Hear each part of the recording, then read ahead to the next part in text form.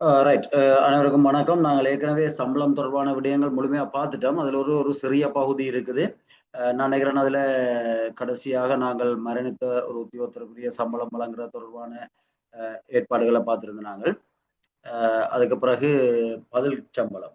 அப்ப பதில் சம்பளம் எவ்வாறு கணிக்கிறது என்ற ஒரு சிறிய விடயம் உங்களுக்கு தெரிஞ்சிருந்தா சரி. பொதுவாக எங்களுக்கு தெரியும் பதில் கடமை நியமனம் என்றா என்னன்னு தெரியும்.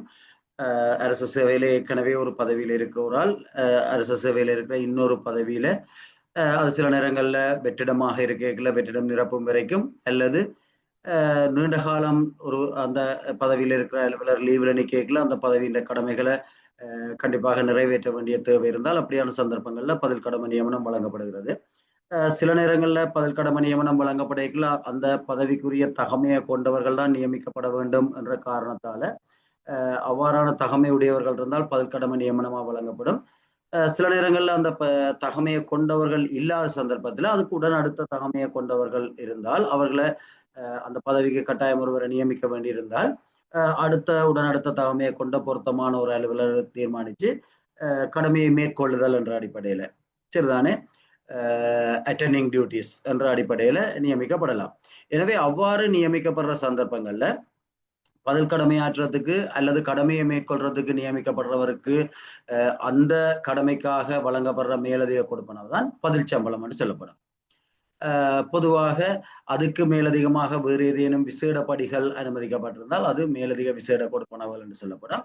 அப்ப நாங்கள் பதில் கடமை சம்பளம் எவ்வாறு கணிப்பீடு செய்யறது என்றதுதான் தாபன விதிக்கோவையில இந்த 7வது அத்தியாயத்துல சொல்லப்பட்டிருக்கிற விடயம். அப்ப அது எங்களுக்கு தெரிஞ்சிருந்தால் ஓரளவுக்கு சம்பளம் தொடர்பான முழு விடயங்களும் தெரியும். பொதுவாக பதில் கடமை சம்பளம் வழங்குறதா இருந்தால் அதுக்கு சில நிபந்தனைகள் இருக்குது. இது ஏற்கனவே வினாவுக்கு வந்த ஒரு விடயமா இருக்குது. அப்ப பதில் கடமை சம்பளம் வழங்குறதுக்கான நிபந்தனைகள். அப்ப இதுல பதில் கடமையாற்றும் பதவி நிலையான பதவியை விட உயர்ந்ததா அல்லது ஒப்பிடத்தக்கதா இருக்க வேணும். இது ஏற்கனவே எங்களுக்கு தெரியும். இது நடைமுறை விதிகள்லையும் சொல்லப்பட்டிருக்குது. அதே நேரம் அவ்வாறு பதில் கடமைக்கு நியமிக்கப்படுற பதவி முழு நேர கடமை பதவியாக இருக்க வேணும். அதாவது முழு நேரமாக ஒரு அலுவலர் தேவையான ஒரு பதவியாக இருக்க வேணும். இப்ப அலுவலர் தேவையில்லைன்னா நாங்கள் அந்த ஆளணியை மீளாய்வு செய்ய வேண்டி வரும். அப்ப எனவே ஒரு முழு நேரமாக ஒரு அலுவலர் தேவைப்படுற கிட்டிய எதிர்காலத்துல முழு நேர கடமை புரியறதுக்காக ஒருவர் நியமிக்கப்படக்கூடிய ஒரு வெற்றிடத்தை கொண்ட ஒரு பதவியா இருக்கணும். அல்லது பதவி வெற்றிடமா இருக்க வேணும். அல்லது அதுக்குரிய அதாவது நிரந்தர வெற்றிடம் இல்லாட்டியும் அதுக்குரிய அலுவலர் தொடர்ச்சியாக வராம இருக்க வேணும். அந்த சந்தர்ப்பத்துல ஒருவரை நியமிக்க வேண்டிய தேவை இருக்க வேணும். அது சில நேரம் ஓய்வுக்கு முந்தின லீவு, பிரசவ லீவு போன்ற அல்லது வெளிநாட்டு கற்க போன்ற நீண்ட கால லீவுகள் ஒரு ஆள் நிக்கல அதுக்கு அந்த கடமையில புரியறதுக்காக ஒருவரை நியமிக்கிறதா இருக்கலாம். அப்ப பதிற்கடமை சம்பளம் வழங்குறதுக்காக இன்னொரு முக்கியமான நிபந்தனை நியமன அதிகாரியால உரிய முறைப்படி நியமன கடிதம் வழங்கப்பட்டிருக்க வேணும். இந்த நியமன அதிகாரி என்று சொல்லப்படுறது எந்த பதவிக்கு ஒருவர் பதில் கடமைக்கோ அல்லது கடமையை மேற்கொள்ளவோ நியமிக்கப்படுகிறாரோ அந்த பதவிக்குரிய நியமன அதிகாரி. ஏனென்றால் அந்த பதவியில தான் ஒருவர் நியமிக்கப்படுறார், வேறொரு பதவியில் இருக்கிறவர். எனவே அந்த பதவிக்குரிய நியமன அதிகாரி தான் பதில் கடமை நியமனத்தையோ அல்லது கடமையை மேற்கொள்ளும் நியமனத்தையோ வழங்க வேணும். கடமையை கவனித்தல் கவர் ஆஃப் டியூட்டி என்றது உங்களுக்கு தெரியும். அது திணைக்கள தலைவரால் வழங்கப்படுறது என்றது நீங்க ஏற்கனவே பார்த்த விடயம், உங்களுக்கு தெரிஞ்ச விடயம். நியமன அதிகாரியால முறைப்படி நியமிக்க வேணும். திணைக்கள ஒழுங்குமுறையில கவர் ஆஃப் டியூட்டியா வழங்கியிருந்தால் பதில் கடமை கொடுப்பனவு எதுவும் வழங்கப்படுவதில்லை. கட்டாயம் பதில் கடமை நியமனத்துக்கு செயலாளர்கிட்ட அங்கீகாரம் பெறப்பட்டிருக்க வேணும். அப்ப இதுதான் ஒரு பதில் கடமை நியமனத்தின் போது கொடுப்பனவு வழங்குறதுக்கான நிபந்தனைகள் அல்லது நாங்கள் நடைமுறை விதிகள்ல பதிற்கடமைக்காக நியமிக்கல இருக்க வேண்டிய நிபந்தனைகள் என்றும் சிலதை பார்த்து நாங்கள் அதை சேர்த்து இஞ்ச சம்பள கொடுப்பனவுகள் என்ற இந்த அத்தியாயத்துல பதிற்கடமை கொடுப்பனவுக்காக தேவையான நிபந்தனைகள். அப்ப அதை ஞாபகத்துல வச்சிருங்க. ஒன்றில் நிலையான பதவி, அதுக்கு சமனான பதவியா இருக்க வேணும் அல்லது உயர்ந்த பதவியா இருக்கணும் பதிற்கடமைக்கு நியமிக்கிறது. முழு நேர அலுவலர்களால் தேவையான கிட்டிய எதிர்காலத்துல நிரப்பப்பட இருக்கிற ஒரு பதவியா இருக்க வேணும். பதவி வெற்றிடமா இருக்க வேணும் அல்லது அந்த பதவியில் இருக்கிறவர் வராம இருக்க வேணும், லீவ்ல நிக்க வேணும். நியமன அதிகாரியால முறைப்படி நியமிக்கப்பட்டிருக்க வேணும். செயலாளருடைய அங்கீகாரம் பெறப்பட்டிருக்க வேணும். அப்ப இந்த விடயங்கள்லாம் நாங்கள் அந்த வினாவுக்குரிய விடியாக சொல்ல வேண்டி இருக்கும். அப்ப பதில் கடமைக்கான கொடுப்பனவு வழங்குறது. அப்ப பதில் கடமை நியமனம் சில நேரம் பல்வேறு வகைகள்ல இருக்கும். முழு நேர அலுவலர் தேவைப்படாத பதவி ஒன்றுக்கு அல்லது கடமைகளை மேற்கொள்றதுக்கு. நியமிக்கப்பட்டா பதில் கடமை சம்பளம் வழங்குறது இல்லை. பதில் கடமை சம்பளத்தின் 2/3 பங்கு வழங்கப்படும். அப்ப பதில் கடமை சம்பளத்தின் 2/3 இப்ப பதில் கடமை சம்பளம் எவ்வாறு கணிக்கப்பட வேண்டும் என்றதை நாங்க பார்க்கலாம். அவ்வாறு கணிக்கப்பட்டு பிறகு அதிண்ட 2/3 பங்கு வழங்கப்படும். என்னென்ன சந்தர்ப்பத்தில் என்றால் 2 சந்தர்ப்பங்கள் சொல்லப்பட்டிருக்கு. ஒன்று, பதில் கடமைக்கு நியமிக்கப்படுற பதவியில முழு நேர அலுவலர் தேவையில்லாத ஒரு பதவியா இருந்தார்.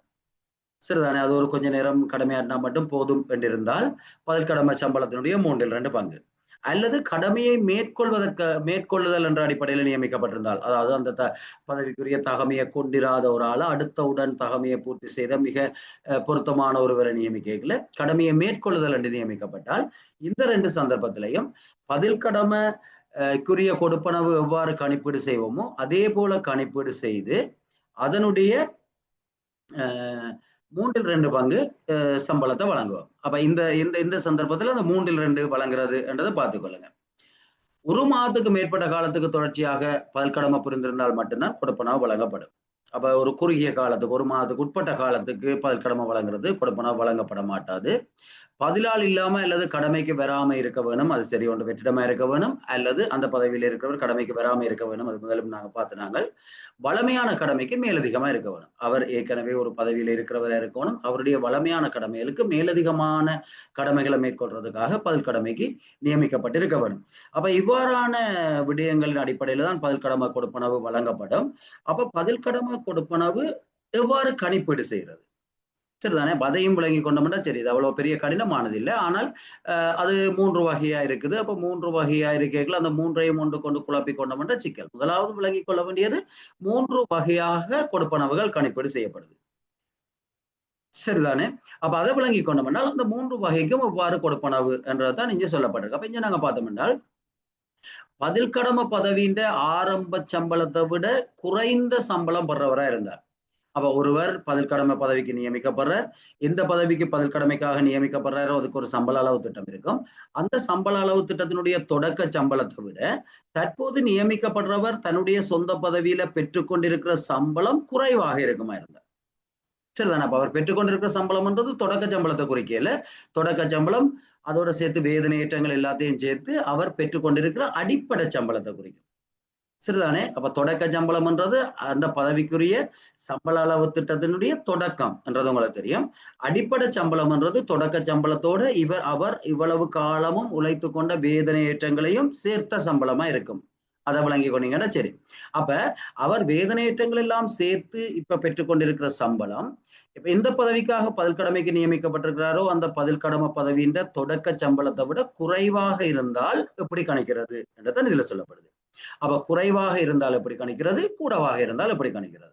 அப்ப அதான் 2 சந்தர்ப்பம். நான் 3 சந்தர்ப்பம் இருக்குன்னு சொன்னா அதுல 2 சந்தர்ப்பங்கள் அது. அப்ப ஒன்று குறைவாக இருக்கல எப்படி கணிக்க வேணும் என்று தாபன விதி கோவையில சொல்லப்படுது. அந்த விடயத்தை நினைவுல வச்சுக்கொண்டீங்கன்னா சரி, இலவான ஒரு விஷயம். அப்ப அப்படி குறைவான சம்பளம் பெறும் அலுவலர்கள் இருப்பினமா இருந்தால் 2 பதவிகளுடைய தொடக்க சம்பளத்தின் அரைவாசியோட, அதாவது 50%, அதாவது அவருடைய நிலையான பதவியின் தொடக்க சம்பளம் இருக்கும் அதிண்ட அரைவாசி, பதில் கடமை பதவியினுடைய தொடக்க சம்பளம் இருக்கும் அதிண்ட அரைவாசி.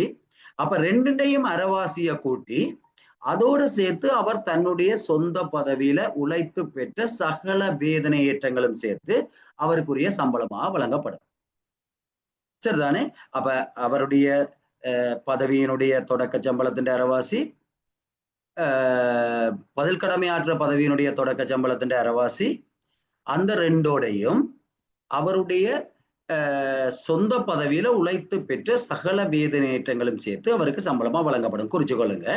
இப்ப அவர் 10,000 ரூபா அடிப்படை சம்பளம் உள்ள 200 ரூபா வேதனையேற்ற பெறுமதி கொண்ட ஒரு பதவியில கடமையாற்றார் இருந்தால், இதுவரைக்கும் 6 வேதனையேற்றங்களை அவர் உழைத்து பெற்றுட்டார் என்றால் 6 வேதனையேற்றங்கள்ன்றது 200 ரூபா படி 1200 ரூபாயை பெற்றிருப்பார். அப்ப 10,000 ரூபாய் தொடக்க சம்பளம் என்றால் 11,200 ரூபாய் அவருடைய மொத்த சம்பளமா இப்ப பெற்றுக்கொண்டு இருக்கிறார். அவர் 12,000 ரூபாய் தொடக்க சம்பளம் உள்ள ஒரு பதவிக்கு பதிற்கடமையாற்றுறதுக்கு நியமிக்கப்படுறார்.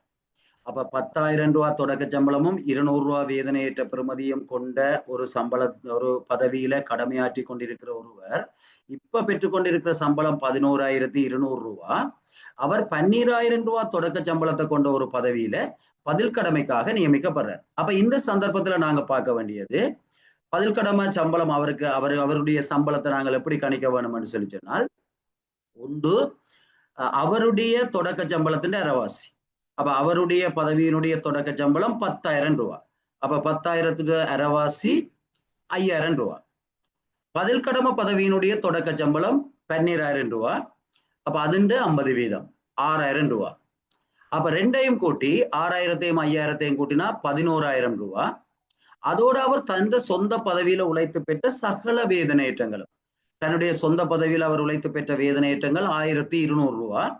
அப்ப 11,000 1,200 ரூபாயும் 12,200 ரூபாய் அவருக்கு வேதனமாக அங்க வழங்கப்படும். ஆனா 12,200 ரூபாய் வேதனம் வழங்கப்படுது என்றால், அவர் ஏற்கனவே பெற்றுக்கொண்டிருந்த சம்பளம் 11,200 என்றால், அப்ப பதில் கடமை ஆற்றுவதற்காக அவருக்கு கிடைக்கிறது 12,200ல இருந்து 11,200 கழிச்சு கொண்டால் 1,000 ரூபாய் அவருக்கு பதில் கடமை கொடுப்பனவா வழங்கப்படும். இதுதான் இதுல சொல்லப்படுற கணிப்பீடு. சரியா? நீங்க பேப்பரோட பேனையோட இருந்தீங்கன்னா, நான் சொன்னது எழுதி இருந்தீங்கன்னா இலகுவாக விளங்கி இருக்க முடியும். அப்ப இங்க 1,000 ரூபாய் தான் அவருக்குரிய பதில் கடமை சம்பளமாக வழங்கப்படும். இது இப்ப அவர் தொடக்க சம்பளமான, அதாவது பதில் கடமை பதவியின் தொடக்க சம்பளமான 12,000 விட குறைஞ்ச சம்பளம், அதாவது 11,200 ரூபாய் எடுத்துக்கொண்டிருக்கிறார் என்ற ரீதியில அவருக்கு 1,000 ரூபாய் சம்பளமாக கிடைக்கும், பதில் கடமை சம்பளமாக கிடைக்கும். அப்ப இதுதான் இதுல சொல்லப்படுற முறை. அப்ப அதை நாங்கள் இலகுவா, இது தாபன விதிக்கோவையில சொன்னபடியா தான் இவ்வளவு தூர விடயத்துல சொல்றோம். அப்ப 1,000 ரூபான்றது உண்மையிலேயே இலகுவா நாங்க விளங்கிக் கொள்றோம் என்றால், கணிப்பீடு செய்ய வேண்டியிருந்தால் உண்மையிலேயே தாபன விதிக்கோவையில சொல்லப்படுற வசனம் இது. அவருடைய பதவியினுடைய தொடக்க சம்பளத்தின் அரைவாசி, பதில் கடமை பதவியின் தொடக்க சம்பளத்தின் அரைவாசி, அதான் 2 அடிப்படை சம்பளங்களுடைய அரைவாசியோடு அவர் தன் சொந்த பதவியில உழைத்து பெற்ற சகல வேதனையேற்றங்களும். ஆனால் இலகுவா நாங்க பார்க்கலாம் என்னென்றால், இப்ப இந்த கணிப்பீட்டின்படி அது எப்படி பதில் கடமை சம்பளத்தை நாங்கள் இலகுவா நேரடியா கண்டுபிடிக்கலாம் என்றால்,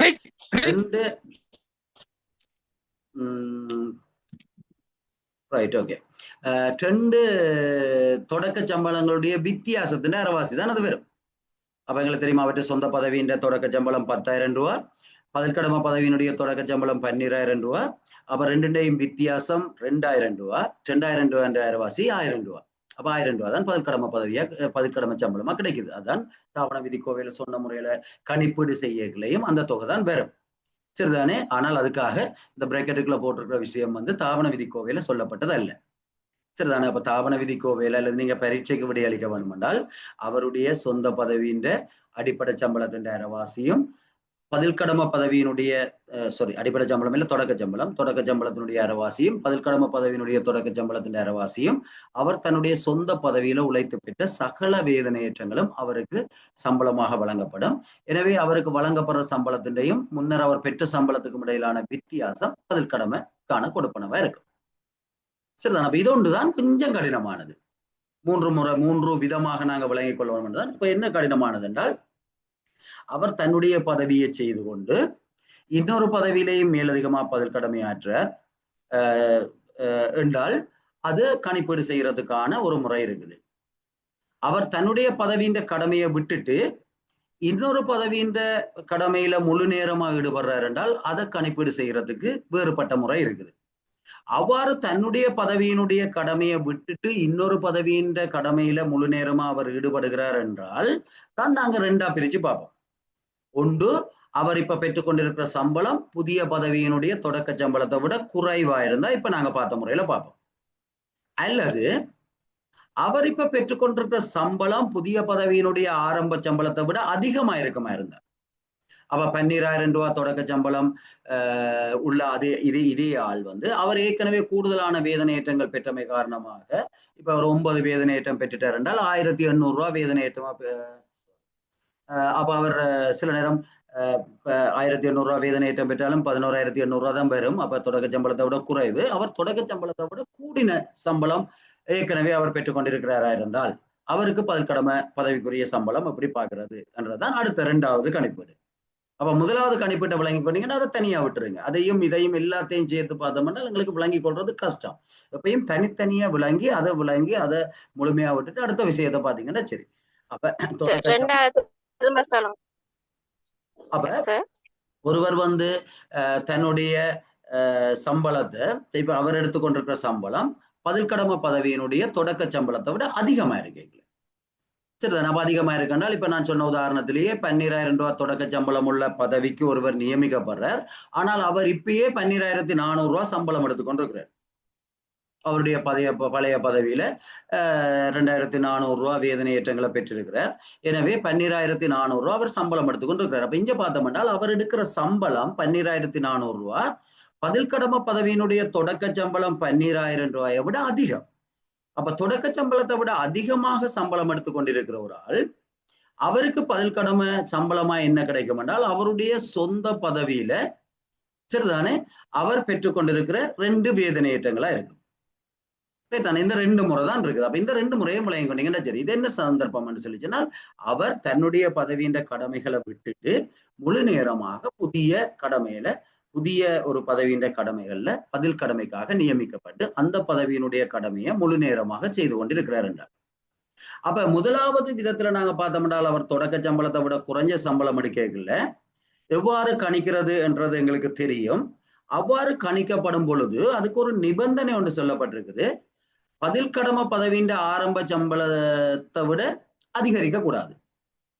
பதில் கடமை பதவியின் ஆரம்ப சம்பளத்தை விட அதிகரிக்க கூடாதுன்னா நாங்கள் இப்ப கணிப்பீடு செய்ததன்படி அவர் 11,200 ரூபாய் சம்பளம் பெற்றுக் கொண்டிருந்தவர் என்று சொன்னால் சரியா, நாங்கள் கணிப்பீடு செய்ததன்படி அவருக்கு 12,200 ரூபாய் சம்பளமா வரும். ஆனால் புதிய பதவியினுடைய தொடக்க சம்பளம் 12,000 தான்.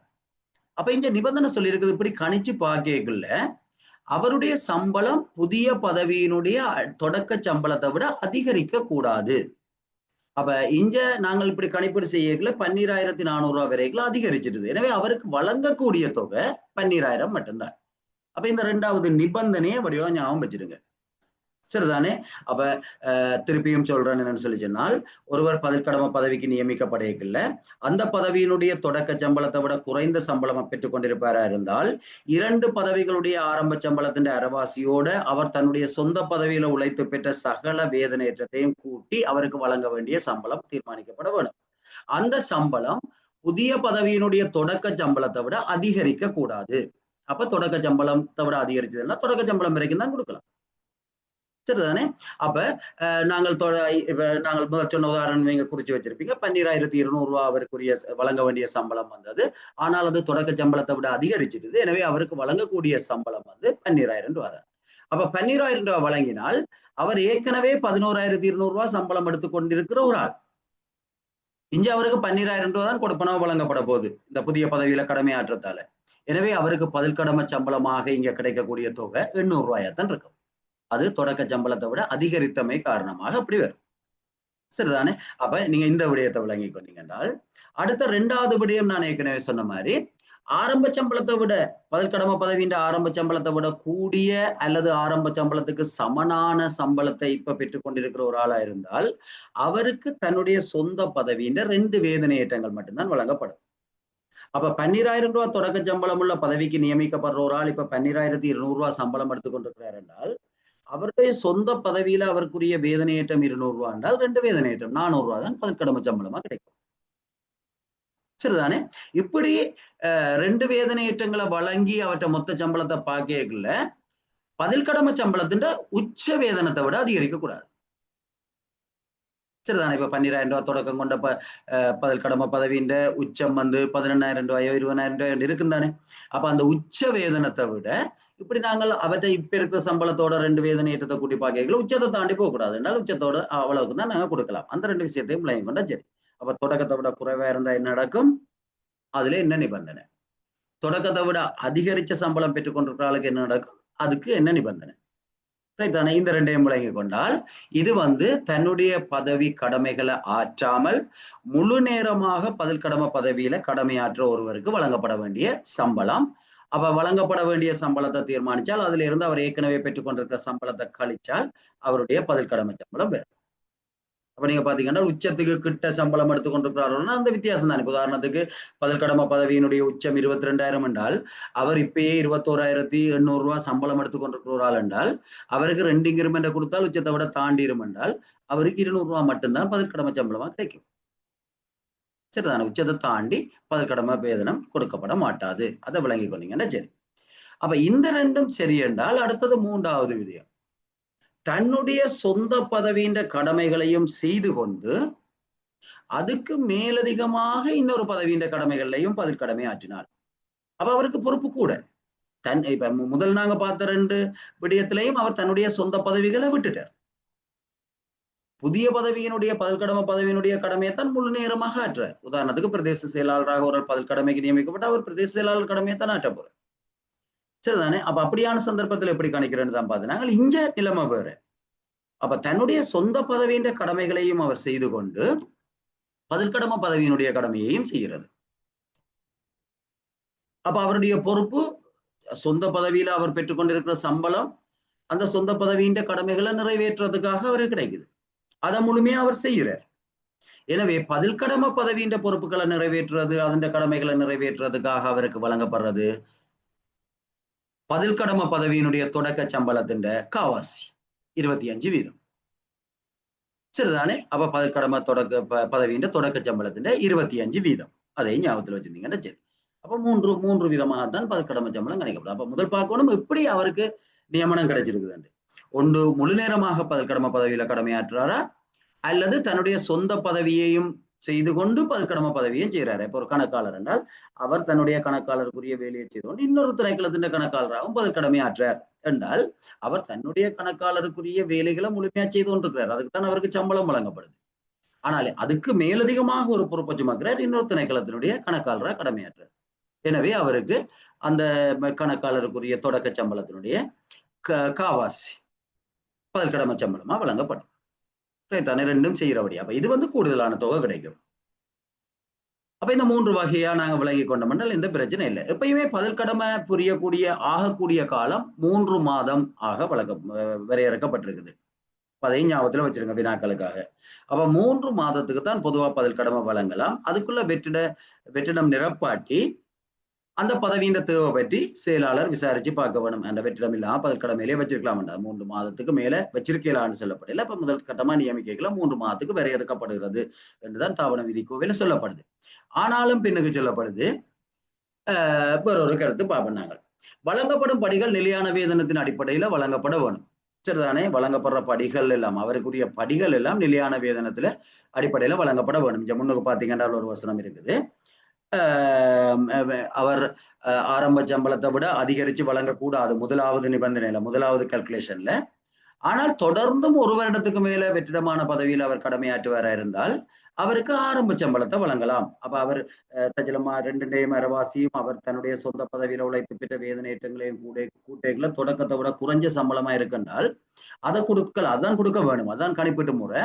ஆனால் தொடர்ந்து 1 வருஷத்துக்கு மேல அவர் கடமையாற்றார் என்றால் நாங்கள் அவருக்கு மொத்தமாக புதிய பதவியினுடைய ஆரம்ப சம்பளத்தை வழங்கலாம். அப்ப சில நேரம் அவர் எங்க இருக்கிறார்ன்றதை பொறுத்து, எவ்வளவு குறைந்த நிலையில பழைய பதவியில சம்பளத்தை பெறாருன்றதை பொறுத்து, அப்ப அப்படியான சந்தர்ப்பத்துல 1 வருடத்துக்கு மேல அவர் கடமையாற்றுவாராக இருந்தால் அந்த பதவியின் ஆரம்ப சம்பளத்தை வழங்கலாம் என்று அங்க சொல்லப்பட்டிருக்குது.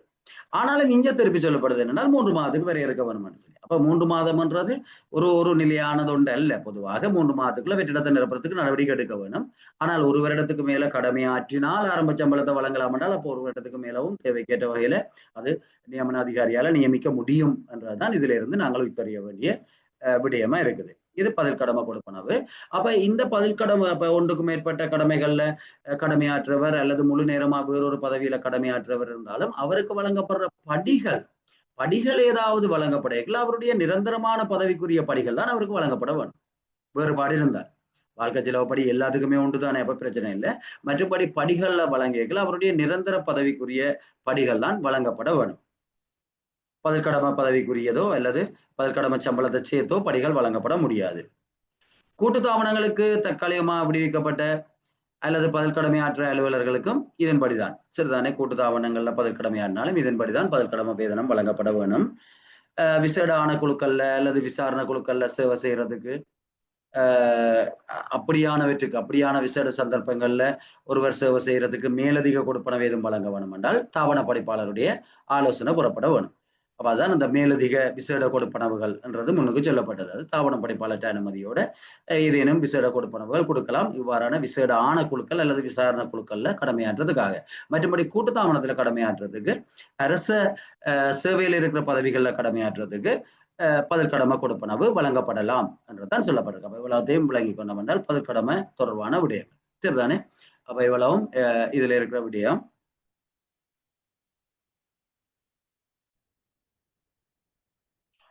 அப்ப நாங்கள் பார்ப்போம் தாபன விதிக்கோவையின் 33வது அத்தியாயம் சரிதானே. தாபன விதிக்கோவையின் 33வது அத்தியாயம் சட்ட மதியுரையும் சட்ட நடவடிக்கைகளும். அப்ப இதுல இது பொதுவாக நாங்கள் ஈபிக்கு படிக்கல அதுக்கெல்லாம் பெருசா படிக்கிறதே இல்லை, பார்க்கறதும் இல்லை. அப்ப இது பொதுவாக சட்ட நடவடிக்கைகளோட சம்பந்தப்பட்ட விடயம். ஆனா பொதுவாக எங்களுடைய இலங்கை நிர்வாக சேவை மற்றது சுப்ரா எக்ஸாம் போன்ற போட்டி பரீட்சைகளுக்கு, அது உயர்நிலை போட்டி பரீட்சைகளுக்கு அப்ப இது ஒரு முக்கியமான விடயம். ஏன்னு சொல்லிச்சால் இது உயர் மட்டத்துல தான் கையாளப்படுற ஒரு விடயம். அப்ப இனி அலுவலர்களுக்கு அவ்வளவு சில நேரங்கள்ல ஒரு சில வினாக்கள் வருவது உண்டு. ஆனால் அதை தவிர்த்து போறது இந்த அத்தியாயங்கள் எல்லாம் சாதாரணமா நாங்கள் வினத்திரமான தட பரீட்சைக்கு படிக்கிறது இல்லை. அப்ப இது படிக்காம விட்டமை காரணமா சில நேரம் இதுல கஷ்டம் என்று சொல்லி யோசிக்கிற தன்மைகள் இருக்குது. ஆனால் அப்படி ஒன்றுமே இல்லை சரிதானே. ஏனென்றால் ரெண்டு விடயம் விளங்க ஒன்று விளங்காத விஷயம் ஒன்று இருக்கல, அது நாங்கள் அதை தண்டிக்கல அல்லது விளங்குறதுக்கு முயற்சி செய்யல ஒன்று. மற்றது எங்களுக்கு அதுக்கேற்ற வகையில இப்ப என்னை பொறுத்த வரைக்கும் ஓரளவுக்கு விளங்கக்கூடிய வகையில இலகு தமிழ்ல நான் நினைக்கிற வகையில உங்களுக்கு இந்த குறிப்புகள் இருக்குது சரிதானே. நேரடியா தாபன விதிக்கோவையில போய் வாசி பாத்தீங்கன்னா சில நேரம் பல சிரமங்கள் இருக்கும். அப்ப அந்த வகையில விளங்கிக் கொள்றதுக்கு பாருங்க, அதோட வகுப்புல விளங்கப்படுத்துகளையும் விளங்கிடும். அப்ப இதுல பொதுவா சில ஏற்பாடுகள் இருக்குது. அப்ப சட்டமா அதிபர்கிட்ட நாங்கள் ஆலோசனை பெற்றுக்கொள்ளும். சட்டமா அதிபர்ன்றது அரசு சார்பில் இலங்கையில் இருக்கிற சட்டம் தொடர்பான மிக உயர்ந்த ஒரு அதிகாரியாக அலுவலராக சட்டமா அதிபர் இருக்கிறார். அப்ப அரசினுடைய சட்டம் சார்ந்த விடயங்களுக்கு ஆலோசனை வழங்குற பிரதான ஆலோசகராகவும் அவர் தான் இருக்கிறார்.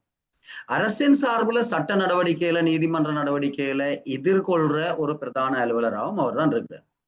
எனவே எங்களை பொறுத்த வரைக்கும் அரச திணைக்களங்களுக்கு எதிராக வழக்கு தாக்கல் செய்யப்படலையோ அல்லது அரச திணைக்களங்கள் எவருக்கேனும் எதிராக வழக்கு தாக்கல் செய்யலையோ நீதிமன்ற நடவடிக்கைகளுக்கு நாங்க போகல, நாங்கள் நேரடியா போய் நீதிமன்றத்தில் அப்ப கட்டாயம் எங்களுக்கு அங்க ஒரு சட்ட வாழற்ற ஆலோசனை உதவி தேவை.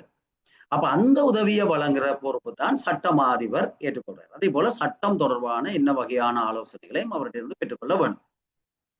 அப்ப இவ்வாறான வழக்கு நடவடிக்கையில நாங்க எதிர்கொள்ளல நாங்கள் எவ்வாறான விடயங்கள்ல ஆலோசனை பெற்றுக்கொள்ள வேணும், என்ன செய்ய வேணும் போன்ற சட்ட நடவடிக்கை தொடர்பான விடயங்கள்லாம் இந்த 33வது அத்தியாயத்துல சொல்லப்பட்டிருக்குது.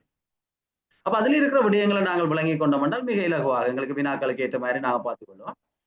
சட்டமாதிபருக்கு ஏதேனும் ஒரு விடயம் தொடர்பாக ஏதேனும் ஒரு விடயம் என்றால் சட்டம் சம்பந்தமான விடயமா தானே இருக்கும். ஆலோசனை கோரி அனுப்பப்படுற கடிதத்துல கோரப்படும் விவரம் தெளிவாக குறிப்பிடப்பட வேணும். ஏன்னா நாங்கள் சொல்ற விவரத்தை வச்சுக்கொண்டுதானே அவர் ஆலோசனை சொல்ல போறார். அப்ப ஒரு சட்டம் தொடர்பான ஒரு ஆலோசனையை கேட்கல முழுமையான தெளிவான விவரத்தை சொல்லாம ஒரு ஆலோசனையை கேட்டால் அவரால் வழங்கப்படுற ஆலோசனை சரியானதா இருக்கிறதுக்கு பிரச்சனையா இருக்கும். எனவேதான் சொல்லப்படுது என்னென்றால் அப்ப சாதாரணமா ஞாபகம் வச்சிருக்கலாம், அதெல்லாம் பெரிய ஒரு விடயம் இல்லை. அப்படி விவரம் தெளிவாக குறிப்பிடப்பட வேணும்.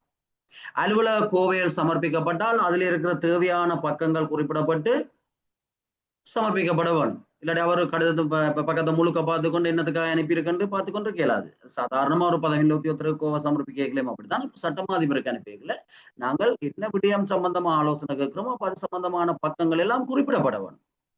குறிப்பிடப்பட்டு தெளிவாக ஆலோசனை கோர்ற விவரம் சொல்லப்பட வேணும். ஏனென்றால் நாங்கள் நேரடியாக கதைக்கல, அவர்கிட்ட நாங்கள் கடிதம் மூலம் ஆலோசனை கேட்கிறோம். அதுல நாங்கள் அனுப்புற ஆவணங்கள் அனுப்புற கோர்ற விடயங்களை வச்சுக்கொண்டு தான் அவர் ஆலோசனை சொல்ல போறார். எனவே சட்டம் சார்ந்த விடயங்கள் அவர்கிட்ட ஆலோசனை கேட்கல என்ன நாங்கள் பின்பற்ற வேணும் என்றுதான் இதுல சொல்லப்பட்டிருக்குது. அப்ப தேவையான பக்கங்களை குறிப்பிட்டு விடயம் பற்றிய முழுமையான கூற்றோட கடிதம் அனுப்பப்பட வேணும். ஆலோசனை கோர்ற கடிதம் சரிதான். அந்த விடயம் பற்றி முழுமையா சொல்லணும் என்ன நடந்து என்னன்னு சொல்லி. இருந்தால் நாங்கள் உண்டு எப்பயுமே பழமையா சொல்றது ஒரு லோயருக்கு போய் சொல்லக்கூடாது, இல்லாட்டி பிழைக்கும். அப்ப சட்டமாதிபர்கிட்ட நாங்க ஆலோசனை கேட்கிறேன்டா சட்ட ஆலோசனை கேட்கிறேன்டால் முழுமையான விவரத்தை முழுமையான கூற்றோட அனுப்பி வைக்க வேணும். அப்ப இதுதான் அவர்கிட்ட ஆலோசனை கோரி அனுப்பப்படையக்குள்ள என்ன கவனம் செலுத்த வேணும் சரிதானே. அப்ப விவரம் தெளிவாக குறிப்பிட வேணும். அலுவலக கோவைகள் சமர்ப்பிக்கப்படுறதால் அதில் உள்ள தொடர்புடைய ஆவணங்கள் சுட்டி காட்டப்பட வேணும். விடயம் பற்றிய முழுமையான கூற்றோட அந்த கடிதம் அனுப்பப்பட வேணும். அதே நேரம் இதே விடயம் தொடர்பாக ஏற்கனவே அவர்கிட்ட ஆலோசனை பெறப்பட்டிருந்தால், அபிப்பிராயம் பெறப்பட்டிருந்தால், அது பற்றிய தொடர்பையும் குறித்து காட்டணும். அப்ப ஒரே விஷயத்துக்கு நாங்கள் திருப்பி எதுவும் கேட்கிறோம் என்றால், முன்னர் ஆலோசனை பெற்று அவரால் என்ன ஆலோசனை வழங்கப்பட்டதுன்றது கட்டாயம் குறிப்பிட்டு காட்டப்படும். அப்ப இதுதான் ஒரு சட்டமா அதிபர்கிட்ட ஆலோசனை கேட்கல நாங்கள் எப்படி அந்த ஆலோசனையை கேட்க வேணும் என்றதுதான் இதுல சொல்லப்படுது. அப்ப அடுத்த பார்ப்போம் என்றால் என்னென்ன விடயத்துல ஆலோசனை கேட்கக்கூடாது, ஆலோசனை கோரக்கூடாத விடயங்கள். சரிதானே? நேரடியாக வினா வரும், அப்படியே குறிப்பாகவே தந்திருக்கு உங்களுக்கு. சரிதானே? என்னென்ன விஷயத்துல ஆலோசனை கேட்கக்கூடாது. அப்ப உத்தேச விடயங்கள்ல ஆலோசனை கேட்கக்கூடாது என்றால் என்ன? நாங்கள் ஒரு திணைக்களத்துல இருக்கிறோம், தஜில நாங்கள் ஒன்றை செய்கிறோம், தஜில நாளைக்கு இப்படி நடந்தால் அதுக்கு என்ன செய்யலாம்னு ஆலோசனை கிடையாது. உண்மையா நடந்த ஒரு விடயம் சம்பந்தமாக சட்ட பிரச்சனை ஒன்று வரைக்கலாம் ஆலோசனை கேட்கணும் இல்லையே, அவர்கிட்ட உத்தேசத்துல இப்படி வர சில நேரம் நடக்கும் என்று சொல்லி ஆலோசனை கேட்கலாது. உத்தேச விடயங்கள்ல, உண்மையா நடைபெறாத உத்தேச விடயங்கள்ல ஆலோசனை கோரலாது. இது ஒரு விடயம் ஞாபகத்துல நிற்கும் தானே. அவர் தீர்மானிக்க வேண்டியதாக உண்மையில் எழுந்துள்ள ஒரு விடயம் தொடர்பாகத்தான் அவர்கிட்ட கேட்கலாம். சட்டங்கள் பற்றி ஆலோசனை கேட்கக்கூடாது. அப்ப இந்த சட்டத்துல இப்படி குறிப்பிட்டிருக்குது, அப்ப இப்படி நடந்தால் என்ன செய்யலாம் என்று சட்டத்துக்கு அது இல்லை. அப்ப உண்மையிலேயே எங்களுக்கு ஒரு வழக்கு நடவடிக்கையோ ஒரு சட்ட பிரச்சனை ஒன்று வந்திருக்க வேணும், அந்த வந்த விஷயம் தொடர்பா என்ன செய்யலாம் என்றுதான் அவர்கிட்ட கேட்க வேணும். அப்ப உண்மையிலேயே அவர் தீர்மானிக்க வேண்டியதாக எழுந்துள்ள ஒரு விடயம் தொடர்பாகத்தான் ஆலோசனை கேட்கலாமே தவிர சட்டங்கள் பற்றி அதன் பொருள் கோடல் பற்றி அவர்கிட்ட ஆலோசனை கேட்கக்கூடாது. சரிதானே? அப்ப முதலாவது உத்தேச விடயத்துல கேட்கக்கூடாது, அடுத்தது உண்மையாக எழுந்த விடயங்கள் தொடர்பாகத்தான் கேட்க வேண்டும், சட்டங்கள் பற்றி கேட்கக்கூடாது. மூன்றாவது, உரிய அதிகாரிகளுடைய அனுமதியை பெறாத வரைவு ஒப்பந்தங்கள், குத்தகைகள் அல்லது வேறு ஏதேனும் சாதனங்கள் அதை அங்கீகரிக்க சொல்லி, இது சரியான சட்டமாதிபர்கிட்ட கேட்கக்கூடாது. முதல் சட்டமாதிபருக்கு அங்கீகாரத்துக்காக அனுப்புறதுக்கு முதல் ஒரு சட்ட உடன்படிக்கையோ அல்லது ஒரு ஆவணங்களோ உங்களால தயாரிக்கப்பட்டால் இது சட்டப்படி சரியானதா என்று ஆலோசனை கேட்கிறதா இருந்தால் அவ்வாறான ஒரு உடன்படிக்கையை செய்யறதுக்கோ அல்லது அவ்வாறான ஒரு சாதனத்தை நிறைவேற்றுறதுக்கோ யார் யார்கிட்ட இருந்தெல்லாம் அனுமதி பெறப்பட வேணுமோ அதெல்லாம் முடிச்ச பிறகுதான் ஒப்பந்தம் செய்யலாம் அல்லது உடன்படிக்கை செய்ய வேணும் என்ற உண்மையான நிலை எழுந்த பிறகுதான் அவர்கிட்ட ஆலோசனை கேட்கணும். அப்ப முன்னுக்கே அவர்கிட்ட கேட்டு வச்சுட்டு பிறகு அனுமதி எடுக்க, அனுமதி இல்லாட்டி அவரை தேவையில்லாம அதுல மினக்கெடுத்தின மாதிரி முடியும். எனவே சொல்லப்பட்டிருக்கிறேன் என்றால் உரிய அதிகாரிகளுடைய அனுமதிகளை பெற்ற ஆவணங்கள் தொடர்பாகத்தான் அவர்கிட்ட ஆலோசனையை கேட்க வேணும். சரிதானே? அவர்களுடைய அனுமதியை பெறாத கொண்ட அது சரியாண்டு அங்கீகரிக்க சொல்லி அவர்கிட்ட கேட்கலாம். ஆனபடியால் அவ்வாறானவை அனுப்பப்படைகள் அந்த உரிய அனுமதிகளும் அனுப்பப்பட வேணும். வரவணை சமர்ப்பிக்கப்படும் போது தகுந்த அதிகாரிகளால் அங்கீகரிக்கப்பட்ட நியதிகள் நிபந்தனைகளை கொண்ட முழு அறிக்கை ஒன்று 2 பிரதிகள் அனுப்பப்பட வேணும். ஏனென்றால் நாங்கள் ஒரு உடன்படிக்கை சரியா என்று சொல்லி அதன் சட்ட ரீதியான தன்மை தொடர்பாக சட்டமாதிபர்கிட்ட கேட்கிறேன்றால் அனுமதியை வழங்கிக்கல அனுமதிக்கிற அதிகாரி என்ன சொல்லி இருக்கிறாரோ அதன்படிதான் உடன்படிக்கை இருக்கும். அதுக்கு முதலே நாங்கள் தயாரிச்சு அனுப்புற விரைவு அவர் திருத்தி தந்துறேன், அது பொருத்தம் இல்லை. அதுக்கு அத்தனை அந்த ஏற்பாடு சொல்லப்பட்டது. எனவே நாங்கள் எவ்வாறானவற்றை அங்கீகரிக்க சொல்லி கேட்கல உரிய அதிகாரிகளால் அனுமதிக்கப்பட்ட ஆவணங்களையும் அனுப்பணும். அப்ப அதுல அவர்கள் என்னென்ன விடயங்கள் சொல்லி என்னென்ன நிபந்தனைகளோட அனுமதிகள் வழங்கப்பட்டிருக்கோ அதுக்கேற்ற வகையில அது தயாரிக்கப்பட வேணும். வருமான வரிகள் அல்லது வரி விலக்கங்கள் தொடர்பான விடயங்களை உள்ளடக்கி இருந்தால் நிதி திட்டமிடல் அமைச்சின் செயலாளர்கிட்ட அனுமதியை பெற்றுக்கணும். என்ற நிதியோட தொடர்பான விடயங்கள் ஏதாவது அதுல உள்ளடக்கப்பட்டிருந்தால் அந்த விரைவுகள்ல நிதி அமைச்சின் அனுமதி பெற்றுக்கொள்ள வேணும். உரிய அதிகாரிகள் என்றதுக்குள்ள அதுவும் பெறும், ஆனா இது விசேடமா சொல்லியிருக்கு. அப்ப இந்த 3 விடயங்கள், ஒன்று உத்தேச விடயத்துல ஆலோசனை கேட்கக்கூடாது, அடுத்தது உண்மையாகவே அவர் தீர்மானிக்க வேண்டிய விடயங்கள் தொடர்பாக தான் ஆலோசனை கேட்கலாம், சட்டங்கள் தொடர்பாக ஆலோசனைகளை கேட்கக்கூடாது. அடுத்தது உரிய அதிகாரிகளுடைய அனுமதியை பெறாத சாதனங்கள் அங்கீகரி சொல்லி கேட்கக்கூடாது. சுருக்கமா குறிப்பு எழுதி கொள்ளுங்க. அடுத்த 4வது பார்த்தோம் என்றால் உள்ளூராட்சி சபைகள் அல்லது தனிப்பட்ட அமைப்புகள், பொது கூட்டு தாவனங்கள். அப்ப அவர்கள் எல்லாம் சுய வருமானத்தை கொண்ட அமைப்புகள். அப்ப அவர்களுடைய விடயங்கள் தொடர்பாக ஆலோசனை கூறக்கூடாது. சரிதானே? அவர்கள் தங்களுடைய சட்டவாளர்களை பயன்படுத்தி அது சட்ட அதிபருடைய ஆலோசனை கூறப்படக்கூடாது.